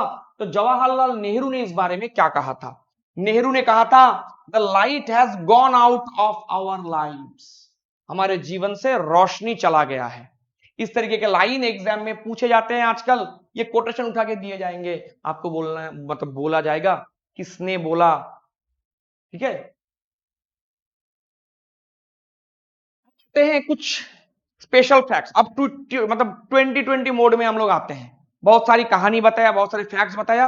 अब इस आंदोलन से मतलब ये जो सॉल्ट मार्च था, इससे जुड़े हुए कुछ इंपॉर्टेंट पॉइंट्स बताते हैं। मैंने बोला था कि अंत में, लास्ट में बहुत सारी इंपॉर्टेंट मजेदार पॉइंट मैं बताऊं। बहुतों को नहीं पता कि ये जो मतलब सॉल्ट मार्च हुआ था, इसका रेस्ट डे भी था। रेस्ट डे यानी देखो 17 मार्च 1930 मॉन्डे, है ना, वो आंदोलन का 6th डे था। 12 तारीख शुरू होता है जर्नी, 12 मार्च को जर्नी शुरू होता है ना, याद रखना। 12 मार्च भी मॉन्डे ही था, है ना। 12 मार्च, फिर 12 मार्च मॉन्डे नहीं था, तो गलत बोल दिया यहाँ पे। 17 मार्च वो मॉन्डे था, है ना। कहां पे रुके थे? आनंद विलेज में रुके थे। 20 मार्च फिर रेस्ट लिया, वो दिन था थर्सडे, है ना, वो 9th डे था। कहां पे रुके थे? करेली में रुके थे। 24 मार्च को, वो भी सोमवार था, देखना ध्यान से, 24 मार्च सोमवार था, 13वां दिन था। कहां पे रुके थे? समनी विलेज में रुके थे। 31 मार्च 1930, देखना ये भी मंडे है, सोमवार को। क्या आपको पता था डांडी मार्च में भी छुट्टी होता था? मतलब ये जो जर्नी उन्होंने किया था, इसके लिए भी उन्होंने छुट्टी लिया था। तो मंडे तो 20वां दिन था। कहां पे रुके थे वो लोग? दिलाद में, है ना। तो यहाँ पे देखिए, सिर्फ 20 मार्च वाला जो छुट्टी था वो थर्सडे को छोड़कर बाकी सभी मंडे को छुट्टी होता था। तो रेस्ट डे जब आपसे पूछे डांडी मार्च में रेस्ट डे था, आप बोलना हाँ हाँ, लेकिन कब था? वो होता था मंडे। सवाल ये नहीं होता कि मंडे ही क्यों, दूसरा कोई डे क्यों नहीं, कुछ तो खास होगा मंडे में। 12 मार्च जो जर्नी शुरू हुआ था, इसके बारे में थोड़ी देर पहले मैंने थोड़ा सा गलती से मंडे बोल दिया था, तो वो होगा वेडनेसडे, है ना, वेडनेसडे। और जिस दिन वो पहुंचे 6 अप्रैल, वो कौन सा दिन था? वो था संडे, है ना। जर्नी स्टार्ट होता है वेडनेसडे को और जर्नी खत्म होता है, मतलब शनिवार को पहुंचते हैं 5 तारीख, 5 अप्रैल सैटरडे, और सॉरी 5 अप्रैल सैटरडे और 6 अप्रैल संडे, है ना। अब सवाल बनता है जो थोड़ी देर पहले मैंने बताया था, मंडे ही क्यों, सोमवार ही क्यों डे ऑफ था? डे ऑफ सोमवार को क्यों होता था? Gandhi himself practice silence on Mondays. सोमवार को, हर सोमवार को गांधी जी साइलेंस यानी मौन व्रत रखते थे, है ना, मौन व्रत, using the time for personal reflection and spiritual contemplation. The marchers would also use this day to attend to their personal and household tasks. लोगों का अपना भी काम होता था, ये लोग अपना अपना काम करते थे और गांधी जी इस दिन को मौन व्रत रखते थे, चुपचाप रहते थे। यही रीजन है गांधी जी ने सोमवार को ही चुना। द मार्चर, ये जो लोग गांधी जी से गांधी जी के साथ गए, ये लोग कितने नदी क्रॉस किए थे? इन लोगों ने 3 नदी क्रॉस किया था। पहला नदी माही नदी, दूसरा नदी नर्मदा और तीसरी नदी तापी नदी। माही नदी, नर्मदा नदी और तापी नदी, है ना। तो 19 मार्च इन लोगों ने क्रॉस किया, यानी जर्नी शुरू हुआ उसका 8वां दिन उन लोगों ने, 19 तारीख दिन था, उन लोगों ने माही नदी को क्रॉस किया था। जब जर्नी का 15th डे था, यानी 26 मार्च दिन था, उन लोगों ने क्रॉस किया नर्मदा नदी। और तापी नदी, ये 21वां दिन था, जर्नी का 21वां दिन 1 अप्रैल, उस दिन उन्होंने क्रॉस किया था तापी नदी। तो कितने नदी क्रॉस किया था? ये जो जर्नी था, इस जर्नी में उन्होंने 48 विलेजेस को क्रॉस किया था और 3 नदी को उन्होंने क्रॉस किया था। ब्रिटिश प्राइम मिनिस्टर उस समय कौन थे? ये एक सवाल बनता है। डांडी मार्च जब हुआ था या सॉल्ट सत्याग्रह, उस दौरान ब्रिटिश प्राइम मिनिस्टर थे रैमजे मैकडोनाल्ड। आप लोगों ने रैमजे मैकडोनाल्ड का नाम तो जरूर सुना होगा, कम्युनल अवार्ड से जुड़ा हुआ पॉइंट्स में आपको रैमजे मैकडोनाल्ड के बारे में जरूर पता होता है। ये वही रैमजे मैकडोनाल्ड है। 1866 में जन्म होता है उनका, 1937 में मृत्यु। 1924 से 1929 और 1931 से 35 ये लेबर पार्टी से जुड़े हुए थे रैमजे मैकडोनाल्ड। और उनका दो टेनियर था, 24 से 29 तक काम किया, फिर 31 से 35 तक, है ना। British prime minister Ramsay MacDonald. उस समय सेक्रेटरी ऑफ इंडिया कौन थे?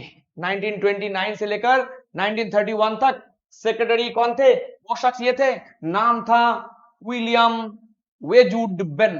विलियम वेजवुड बेन, है ना, नाम याद रखना है। उस समय सेक्रेटरी ऑफ स्टेट कौन थे? विलियम वेजवुड बेन।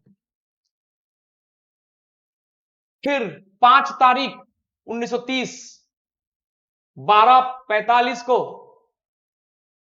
गांधी अरेस्ट होते हैं।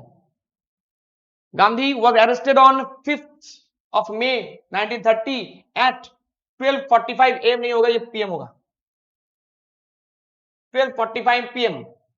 अरेस्टेड एट करादी नियर डंडी। कहां पे अरेस्ट हुए? ये सवाल पूछा जाएगा। कौन से गांव में वो अरेस्ट होते हैं? करादी।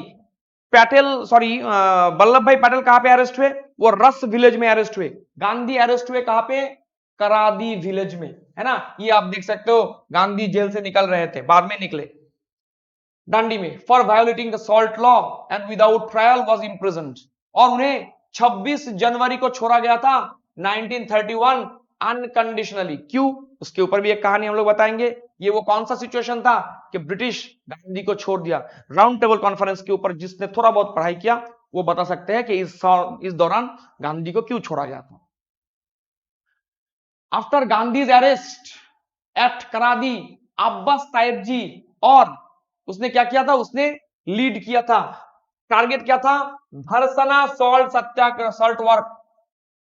धरसना में जो सॉल्ट फैक्ट्री था को ये लोग मतलब घेरना चाहते थे। तो इसका लीडर कौन होगा? इसका लीडर होगा अब्बास ताइब जी, धरसना सॉल्ट सत्याग्रह का लीडर।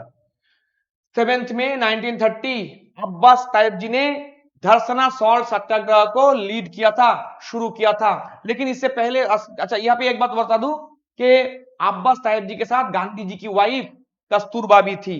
ये लोग पहुंचते धरसना सॉल्ट वर्क्स तक, इनको अरेस्ट कर लिया गया।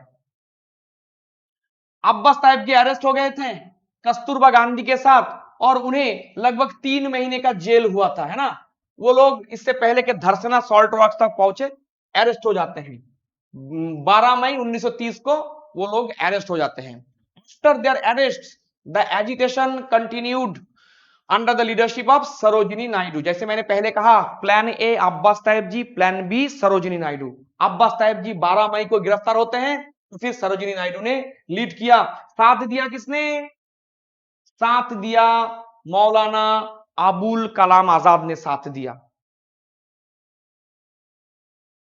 Some Congress leaders disagreed with Gandhi's promotion of a woman to lead the march. कुछ लोग ऐसे थे कांग्रेस के ही जो नहीं चाहते थे कि कोई महिला इसको लीड करे। जो भी हो, कमला देवी चट्टोपाध्याय, उसने गांधी जी को राजी कराया था कि यह आंदोलन सिर्फ पुरुषों में सीमित ना रखिए।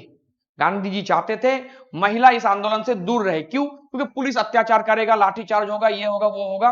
वो नहीं चाहते थे कि महिलाओं के साथ ये सब हो, तो उन्होंने महिलाओं को दूर रहने का बात किया था। लेकिन कमला देवी चट्टोपाध्याय वो स्पेशली वो महिला थी जिन्होंने गांधी जी को राजी करवाया कि वो जरूर उसके साथ जुड़े, मतलब महिलाओं को इसके साथ रखे, सिर्फ पुरुषों में ना रखे। 21 May 1930 Naidu march to Dharasana and was arrested. तो 21 तारीख सरोजिनी नायडू अरेस्ट बन होती है ना। थोड़ी देर पहले हम लोगों ने देखा कि 12 तारीख को अब्बास ताइब जी और गांधी जी की वाइफ कस्तूरबा गांधी अरेस्ट हो जाती हैं। और फिर हम लोग देखते हैं 21 तारीख को सरोजिनी नायडू को अरेस्ट किया जाता है। Naidu was later released following the Gandhi Irwin pact 5 March 1931। जब बाद में गांधी जी और लॉर्ड आर्विन के बीच में पैक्ट साइन हुआ, गांधी जी राजी हुए, वो राउंड टेबल कॉन्फ्रेंस में जाएंगे, तो गांधी जी का शर्त था सारे पॉलिटिकल प्रिजनर्स को छोड़ा जाए। तो सरोजिनी नायडू को भी उस समय छोड़ा गया था। Inspired by Gandhi's march, the other leaders and organizations across the India organized their own marches and salt making activities. तो गांधी जी ने तो शुरू किया था यहाँ पे, लेकिन भारत के दूसरे एरिया में भी यह आंदोलन ने असर दिखाना शुरू किया था। लाइक वेदारण्यम मार्च, जिसको लीड किया किसने? सी राजा गोपालाचारी ने, है ना। याद रखना, वेदारण्यम मार्च वहां पे गांधी जी ने शुरू किया गुजरात में, यहाँ पे वेदारण्यम मार्च शुरू किया सी राजा गोपालाचारी। बंगाल में भी इसका असर देखने को मिलता है। बंगाल में आरामबाग में देखने को मिलता है। किसने लीड किया? प्रफुल्ल चंद्र सेन, नाम तो याद होगा आपको, आपने तो सुना होगा, जिसको आरामबाग की गांधी कहा जाता है। याद रखना, बहुत ही ज्यादा इंपॉर्टेंट पॉइंट है। Who is known as Arambagh, Gandhi of Arambagh, Prafulla Chandra Sen. और उन्हें आरामबाग की गांधी किसने कहा? उन्हें ये जो कहा था वो संजीत अधिकारी ने कहा था, है ना। संजीत अधिकारी, दुलाल चंद्र पात्रा, दुर्गाचरण चक्रवर्ती, सत्य रंजन घोष, ये लोग भी इसी मार्च में उनके साथ जुड़े हुए थे।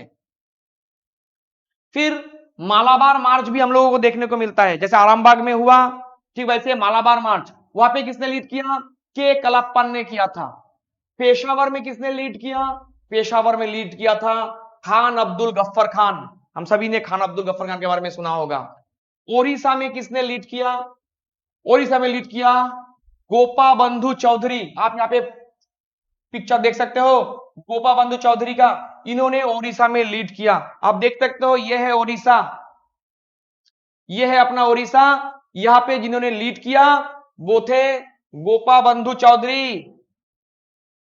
गोपा बंधु चौधरी उन्होंने ओडिशा में इसको लीड किया था।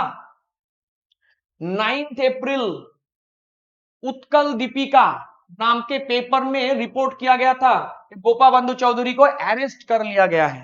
पुलिस ने गोपा बंधु चौधरी को अरेस्ट कर लिया था। इनको अरेस्ट किया गया था कौन सा तारीख को? 9 अप्रैल को अरेस्ट किया गया था। The group reached Balasore on 12 April. अब गोपा बंधु चौधरी अरेस्ट हुए तो 12 और 13 अप्रैल 1930 को ये लोग वहां पे पहुंचते हैं। जिस जगह पर पहुंचते हैं वो आपको इंपॉर्टेंट याद रखना है, इंकुडी। इंकुडी नाम के जगह पर वो पहुंचते हैं और ये लोग सॉल्ट लॉ को तोड़ देते हैं। The salt satyagraha of Inchudi Balasore is often referred to as the second डांडी।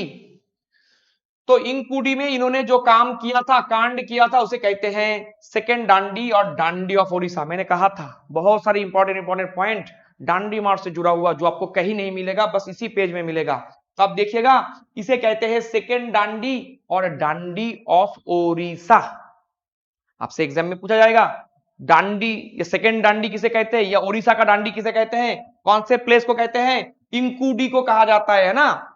इंकुडी इस जगह को कहा जाता है सेकेंड डांडी। और सेकेंड डांडी या सेकेंड डांडी मार्च किसे कहते हैं? ओडिशा में जो हुआ था इंकुडी में, है ना। Gandhi's salt satyagraha widely used the press to rally the masses against the British. This further increased the tension between the press and the government. तो ये जो गांधी जी द्वारा शुरू किया गया, देश भर में फैल गया। आरामबाग ले लो, ओडिशा ले लो, वेदारण्यम ले लो, केरला ले लो, पूरे देश भर में फैलने लगा था। और ये जो प्रेस था, प्रेस इसको छाप रहा था, लोग उसको पढ़ रहे थे, जान रहे थे, तो इसका जो आकार था वो और बढ़ रहा था, ये और ज्यादा पॉपुलर होने लगा था। जब गांधी जी को अरेस्ट कर लिया गया था 1930 में, द गवर्नमेंट ने क्या किया था? गवर्नमेंट ने प्रेस के ऊपर रेस्ट्रिक्शन डालने के लिए उसने कानून पास कर लिया था, एक्ट ऑफ 1931, है ना। एक्ट ऑफ 1931 इमरजेंसी पावर, जिसके द्वारा प्रेस को रेगुलेट करने के बारे में सरकार ने क्या क्या घोषणा कर दिया था। याद रखना है, बहुत ही इंपॉर्टेंट सा एक पॉइंट बनता है। It was Henry David Thoreau who coined the term civil disobedience. ये जो डांडी मार्च हम लोग कहते हैं, ये किस आंदोलन का हिस्सा है? सिविल डिसोबीडियंस मूवमेंट का हिस्सा है। और गांधी जी को सिविल डिसोबीडियंस का आइडिया कहां से मिला, ये क्वेश्चन एग्जाम में आपको पूछे जाएंगे। तो आप बताना हेनरी डेविड थूरो, वहां से उनके मतलब हेनरी डेविड थूरो उन्होंने ये टर्म को शुरू किया था, इजाद किया था। Henry David Thoreau coined the term civil disobedience movement in 1848। उन्होंने अपने किताब रेजिस्टेंस टू सिविल गवर्नमेंट, उसमें पहली बार ये सिविल डिसोबीडियंस टर्म का इस्तेमाल उन्होंने किया था। और ये जो किताब था ये पहली बार पब्लिश हुआ था कब? 1849 में। 10 सितंबर 1935 P K Rao, in a letter to P K Rao, Gandhi ने कहा था, Gandhi stated that his idea of civil disobedience was derived from the writing of Thoreau. Gandhi ने कहा था कि मेरा जो सिविल डिसोबीडियंस का आइडिया है वो थूरो का ही आइडिया है, वही से मैंने लिया और उनके किताब पढ़ के मुझे ये आइडिया मिला। ये गांधी ने किसको कहा था? 10 सितंबर 1935 को अपने लिखे हुए चिट्ठी में गांधी पीके राव को लिखते हैं इस सब के बारे में। गांधी के बारे में एक और इंपॉर्टेंट मजेदार पॉइंट बताऊं। गांधी जब बंगाल में आते थे टैगोर, रविंद्रनाथ टैगोर के आश्रम में उनसे मिलने के लिए, तो गांधी को बंगाली गीत बहुत पसंद था, है ना। तो वो जिसका गाना बहुत पसंद करते थे, सुनते थे, वो थे उमा बोस। उमा बोस का गाना सुनते थे और सुनते थे वो दिलीप कुमार रॉय का गाना। कौन है ये दिलीप कुमार रॉय? फेमस बंगाली द्विजेंद्र लाल रॉय के बेटे हैं, है ना। दिलीप कुमार रॉय। अब दिलीप कुमार रॉय की शिष्या थी उमा बोस। उमा बोस का गाना सुनना पसंद करते थे गांधी जी। दिलीप कुमार रॉय का भी गाना सुनना पसंद करते थे। दिलीप कुमार रॉय की शिष्या थी उमा बोस। दिलीप कुमार रॉय के पिता वो भी एक फेमस बंगाली थे, पर्सनालिटी थे, Dwijendra Lal Roy. Gandhi once described her as the nightingale of Bengal. Nightingale of India exam में बहुत बार आ चुका है। अब हम लोग क्या जान रहे हैं, नाइटिंगेल ऑफ बंगाल किसे कहते हैं।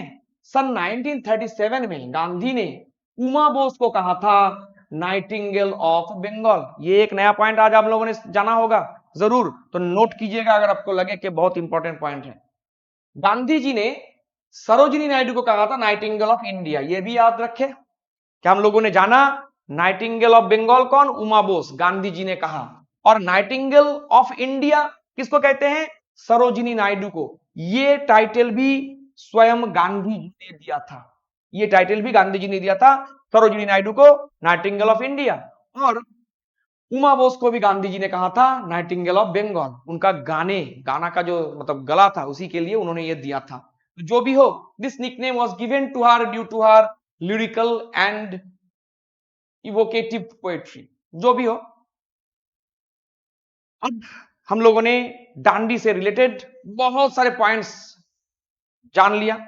3-4 सवाल एकदम आसान वाला, ठीक है, मुश्किल वाला नहीं। मुश्किल वाला तो आप ढूंढ लेना, आपको मिलेगा।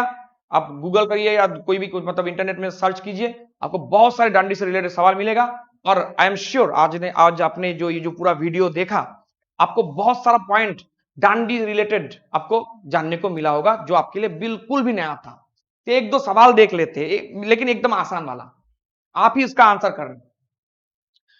Who among the following marched to break the salt law in India? आसान सा सवाल है, आपका आंसर क्या होना चाहिए, आसान आंसर है गांधी, है ना, बहुत ही आसान सवाल है। Who among the following marched to broke the salt law in India? Gandhi. Which one among the following American news magazines was highly skeptical of Gandhiji's Dandi March initially, but within a week completely changes its opinion and saluted him as a saint and statesman? बहुत ही important सवाल है। ये सवाल का answer होगा time magazine. Time magazine ने अपने idea को बदल लिया था।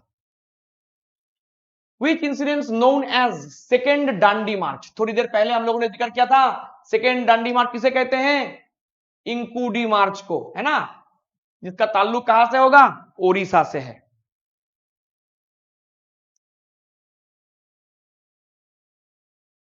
तो ये जो